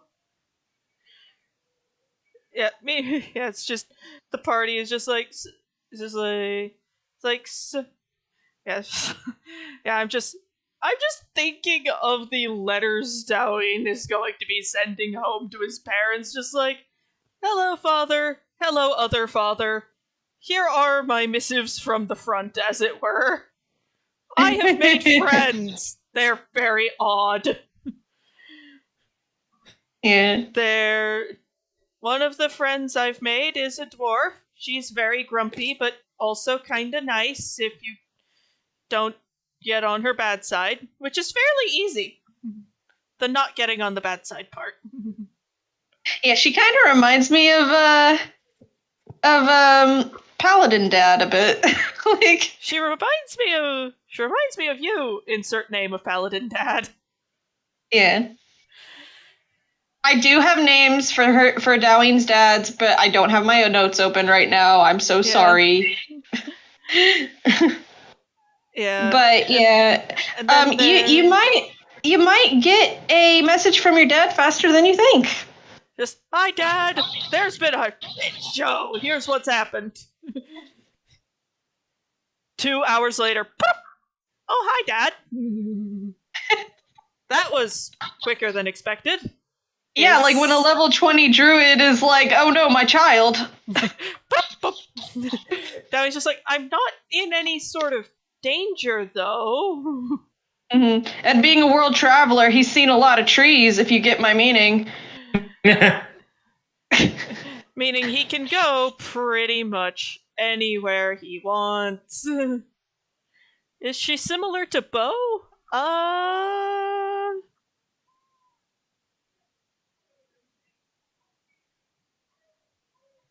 Is who similar to Bo? Your character that you're making? I meant he, but I had Evelyn. He's similar to Bo. I don't think Susan's planned that far ahead yet. And I also have no idea what's going on. You know what I find with some of my characters that I make? I make them and then I give them like little quirks, and then I don't really know much about their personality until I'm playing them. You know? Yeah. I take the sheet, the table that goes with their background as a suggestion.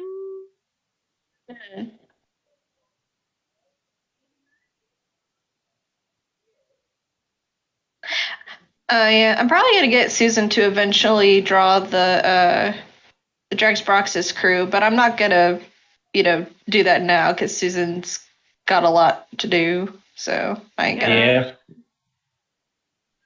Eventually. Got a lot on the plate. So Yeah. I exactly did not make it easy for Susan with the character. Congratulations, draw a turtle. Not just a turtle, an elderly turtle. Oh yeah, no, I love Jen so much. Jin is a gremlin of a creature. And that's saying something, because there's a lot of gremlins in your group, including Doween. But Doween's just at the moment trying to be respectable. Doween's trying to be the responsible one. Doween's like, I've done some hijinks as a child, but this is taking the cake. Like, I'll see where this goes. Meanwhile, Doween talking to members of the party. So, I was a bit of a little goblin when I was a child. Oh, what did you do? I stole books from the Royal Library. I nicked books to read from the library. Oh dear, that is not very good. No, you should have returned the books. I was still a kid. How old were you? Oh, 12. Dowing's a male. Ava, Dowing and Ava have differences. Yeah. Dowing is not at all shaping up to be the leader of this outfit. Dowing's just like, oh god, I'm vaguely responsible for them. Like, one of the main reasons Dowing is so put together right now is because Dowing feels like they have to be. Yeah. And that's I'm not saying the only reason Dowing's not a panicking disaster. Yeah.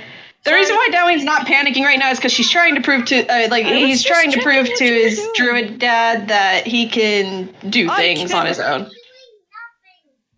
I know you're not doing anything, buddy. I was just checking on you. Calm down. Goodness.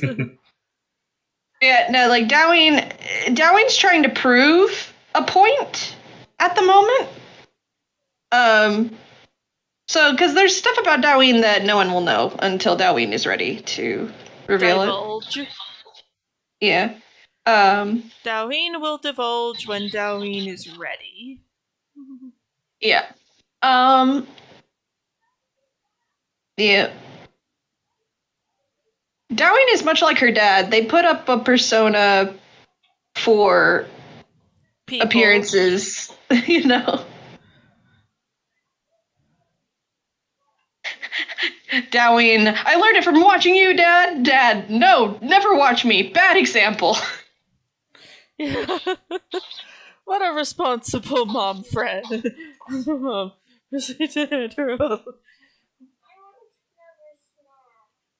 I'll get you one in just a sec, okay, baby? I'll put it this way. Dowing's dads are basically...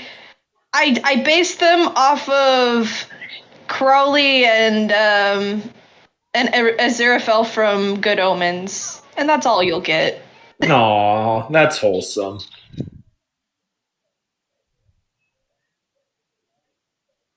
Yeah, like I didn't even do it on purpose either. It just ended up that way. And like suddenly I was watching Good Omens clips on my own and I was like, hold up. Wait a second. This is the dads. This is them. Mm-hmm. Or the dads. Well, one of them's the wrong class. Yeah. What do you get when you have two dads? One's a paladin and one's a druid. Things get strange. Oh yeah, Susan's a champion. Also, fully agree. Hopefully we get another episode drop. Oh, it's a new drop where you are, Simon. Okay. Yeah. I think Simon's getting the last drop because we got the finale on our end already, so no spoilers. Yeah, especially since one of us haven't seen it yet. Yeah, exactly. I watch it with Des because couple bonding. Yeah, that's totally fair. 100%. Don't blame you. Yeah. I was part of the first watch party that we had together, but, you know. Life happened regarding the second one. So, is it pronounced core or core? Either or.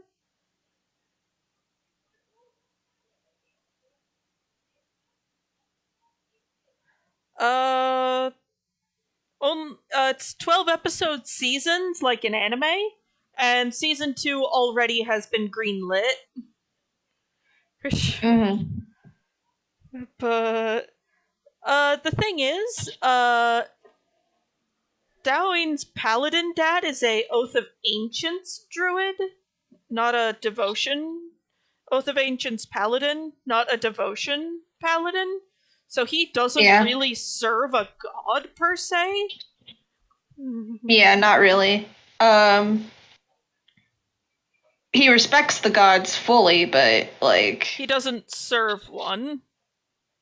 yeah. Also, Susan, remember to to send me that archetype so that I don't forget what type of paladin he is. Like, Right, I'll send you. Oath of Ancients is in the player's handbook. yeah, I know. I just meant like in your personal chat, just write Oath of Ancients paladin dad for me so that I remember. I'll DM it to you. Yeah. There you are. Yeah, your druid dad is actually more similar to a paladin because he actually does follow a deity.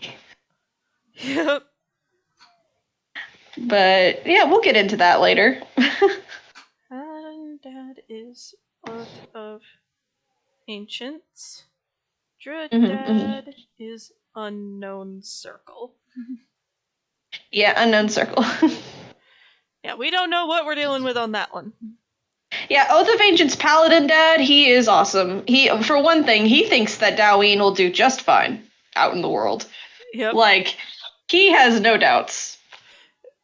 He's Doween comes home. Look, Dad, I made friends. And he's like, good for you. Here's one. So, Son, that is a blob of green goo. yeah. Is he lawful stupid? No, he is not lawful stupid. What, the dad? No. Oath of Ancients Paladin Dad is probably somewhere along the lines of, like, chaotic good. We'll find out. We'll figure that out when we get there. Let's just say that dad had a interesting life.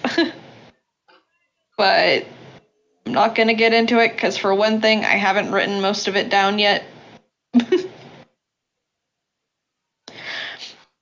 Oh, Paladin Dad, he would be like Aslan, but in opinion wise, but he would be smart enough not to challenge a god. Yeah. He would keep that to himself. Lawful stew. We're stereotyped as law. The thing is, their oaths are kind of just like a thing they feel they have to follow.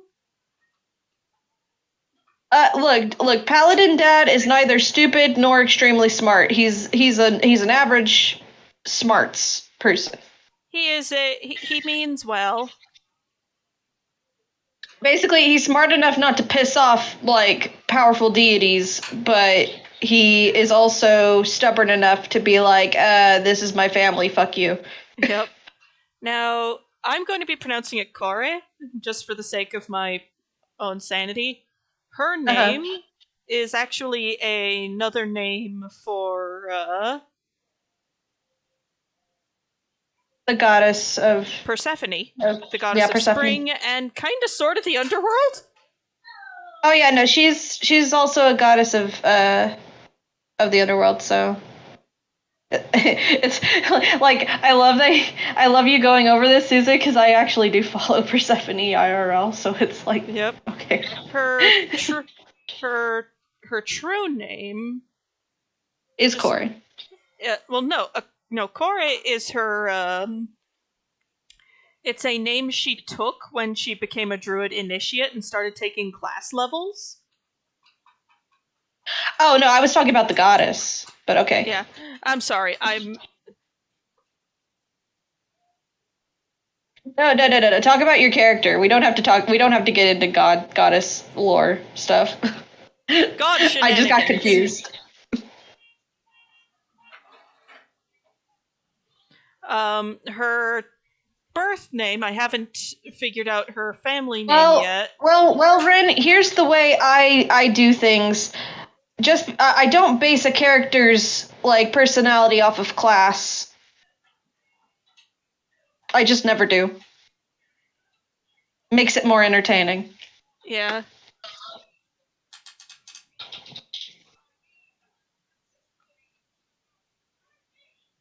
Helioid's lawful stupid. Helioid is just stupid.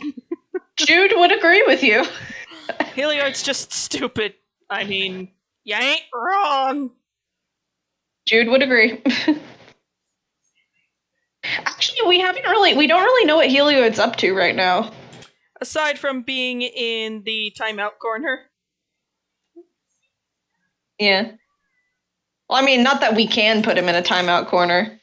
No, the other gods put him in a timeout corner.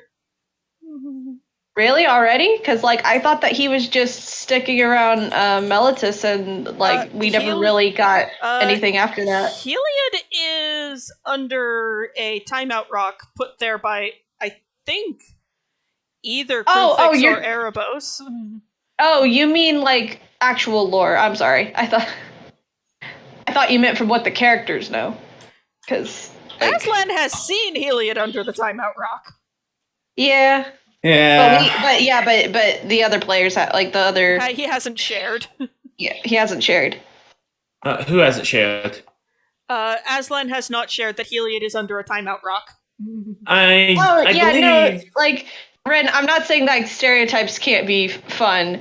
And I'm sorry if I sounded defensive. I wasn't trying to sound defensive. I was just I'm the type of person where, sometimes even personality isn't based off of, the roles you get. You could still have a low intellect character, but have them not be extremely stupid. Hi, Theros. Yes. Theros means well. God but but yeah, share those paladin stories, horror stories with me. I would love to. I can find a bunch. But as I was saying, sorry. Go ahead. I believe besides Aslan, there is one person that knows about Helioid's timeout rock, and I think it's Theros because either Farika or Afara told him about it. Yeah. I think we'd need to rewatch the episode with the vision sequence to have any idea. Well, I mean, I didn't watch that particular thing because, I've started to get into the habit of not listening to the episodes after they post. And the reason why is because I kind of like not knowing my fellow characters' personal moments until a reveal later on. So I'm kind of just sticking to my stuff. The Priest of the Everlight. So, the Everlight is a reskin of a canonical D&D god. I don't remember which one Pike worships in campaign.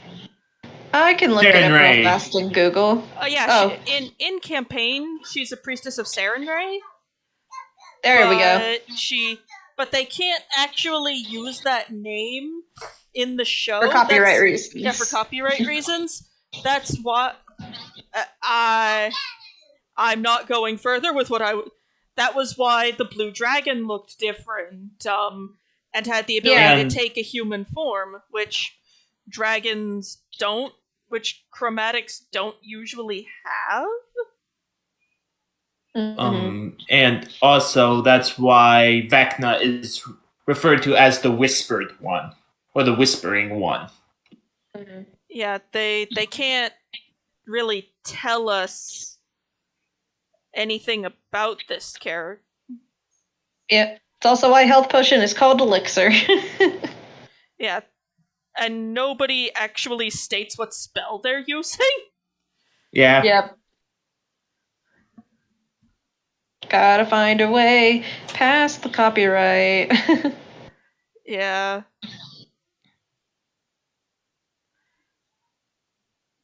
But anyway, yeah. Sorry?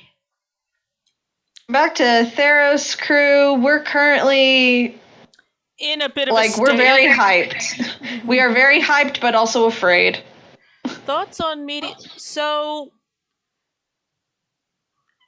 there have been a lot of media adaptions of D&D throughout the ages.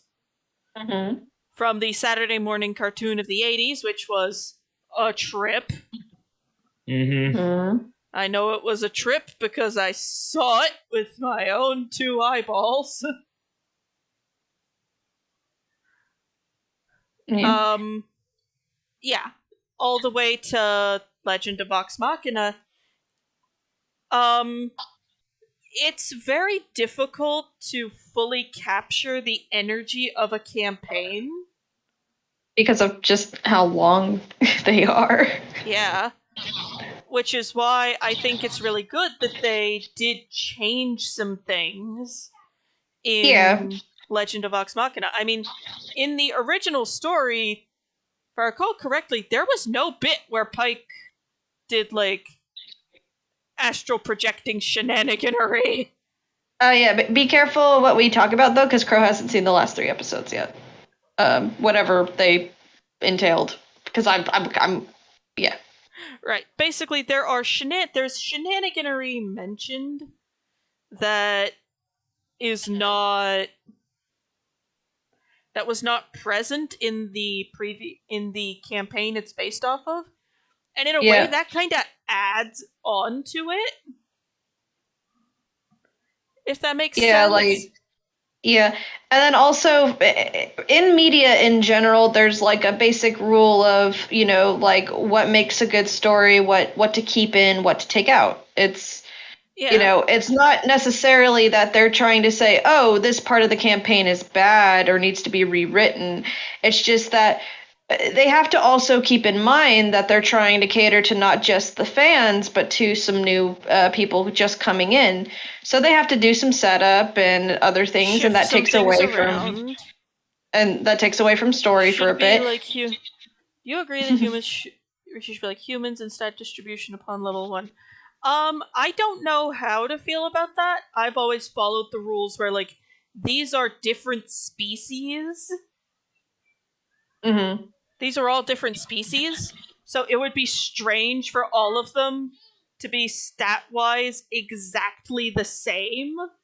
Yeah, I feel that takes away part of the fun of races. Yeah, Not to these are say all... that not to say that sometimes the advantage of playing other races isn't sort of unfair towards humans, but if you're a good DM, you can find ways to help that human character have a little more like flavor to them, in order to balance that out. Like, I'd rather do that than to just get rid of the race, and different stats, of different races, because you know I mean, at least that's my opinion. I don't know what your opinion is, Susan or Yeah, Will. my thought is entirely just a look. These are not. These are entirely different species. It will make.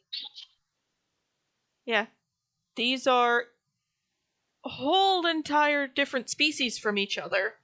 It would be strange if they all had the exact same stat spreads. Because then it's like, well, Yeah. what's the difference? Mm-hmm. And I mean, yeah, being aesthetically pleasing is a plus, but I mean, this is a magical setting. Like, Yeah. It would be strange for every single fantasy species to just be a reskin of the baseline. yep. An elf is not just a pointy-eared human. Who also looks amazing. It's a tiny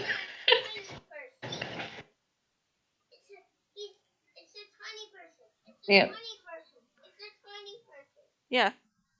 But I would never scoff at a DM for implementing that sort of change if that's how they play. But it's not for me to make all the all this, different species, different stats thing. Like, I just couldn't see myself like changing that specifically. And plus, if you do like one version of human, you could say, no, I do not want +1 to every stat, but I'd rather take a feat. Yeah, Yeah, That could be interesting too. There's variances even among the humans. Yeah. And also depending on what you end up with at the start, like there's also sometimes like stuff in your background can affect your stats. You know. And let's be honest, it'd be boring if all backgrounds were just the same. Yeah. Oh yeah.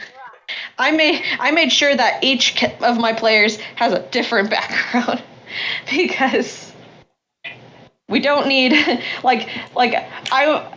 love angst. I'm not gonna say I don't. I do, but I'm so glad that Doween, for the most part, had a normal childhood because I was like, I need that character. You need the one who's well adjusted. Yeah. Yeah. I wholeheartedly. That the cleric surviving as long as he did was a miracle. I was surprised. I wholeheartedly believe my husband was surprised. But, question, why would you purposely do a low con? That's just asking for trouble. He was rolling for stats in order. Oh, in order. I don't do in order. And wouldn't change it. At least with Theros, I have the excuse of he rolled low on 2 stats.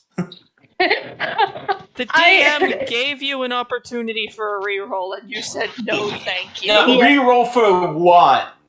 Just imagine if Mumsy didn't re-roll for Samuruk or didn't mention his process there because he did straight rolls. And it was just like, Mumsy, that's not how you get your stats. That's not how this works. Because he got such low rolls. Yeah, wasn't there no stat above a 10? Yeah. It's like, I think he had 1 stat above a 10. That's just a Mumsy, no. Yeah. But you know what would be harsh? If a DM said, okay, roll for stats, and you're going to be rolling a d20. Imagine if you ran into an encounter that had the ability to alter your stats. I mean, if it altered them for the positive, we could just throw Theros at it until his int was normal. Or until he was dexterous. If I did implement such a thing, it would be a temporary, 1 session change. Because I feel like if it was a permanent thing, if it was a negative, that would make it not fun for the players, but also if it was a positive, then the players would just abuse the heck out of it.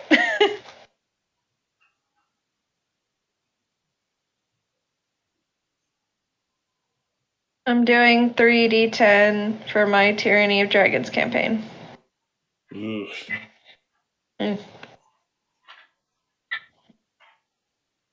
That's interesting, actually.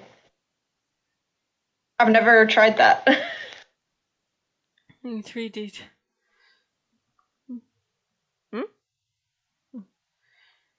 I think I think Catalismus is saying that for the stats they use 3d10. I mean, that could work if done right. I mean, it would lead to some interesting stats. Yeah, just means it gets to throw larger hordes at them. Oh, okay.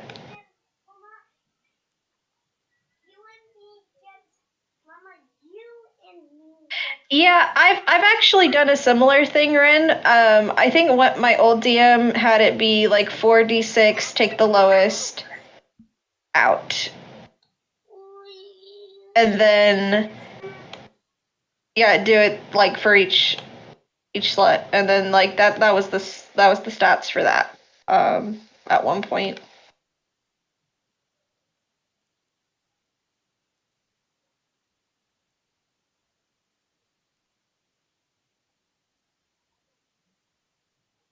Yeah, I'm waiting for the exterminators to come so that I can go to McDonald's and plan y'all's demise.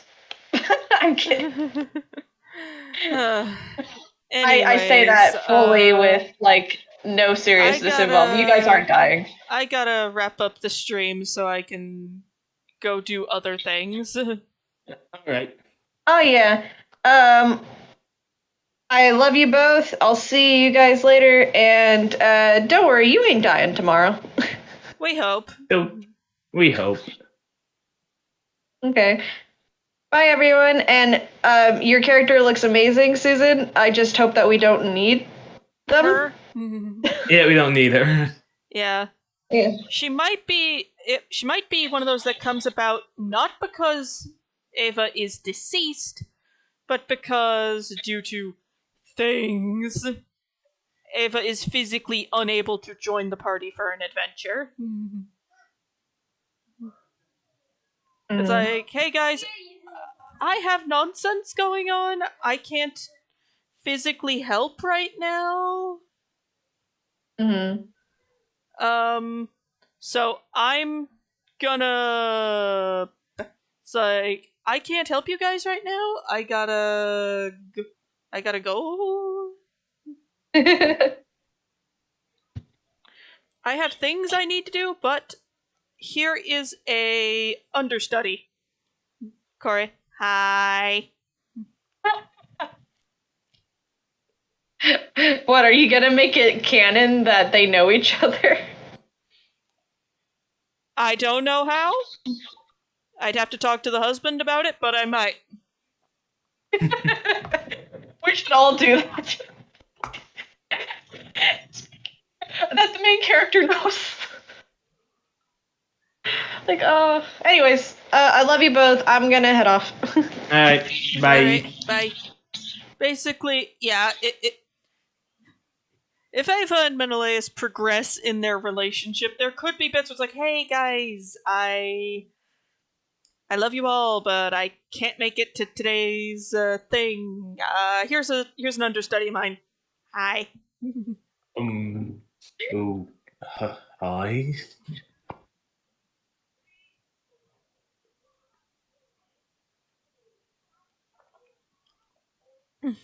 Anyways, thank you all very much for stopping by, and I hope to see you all again soon. Bye for now!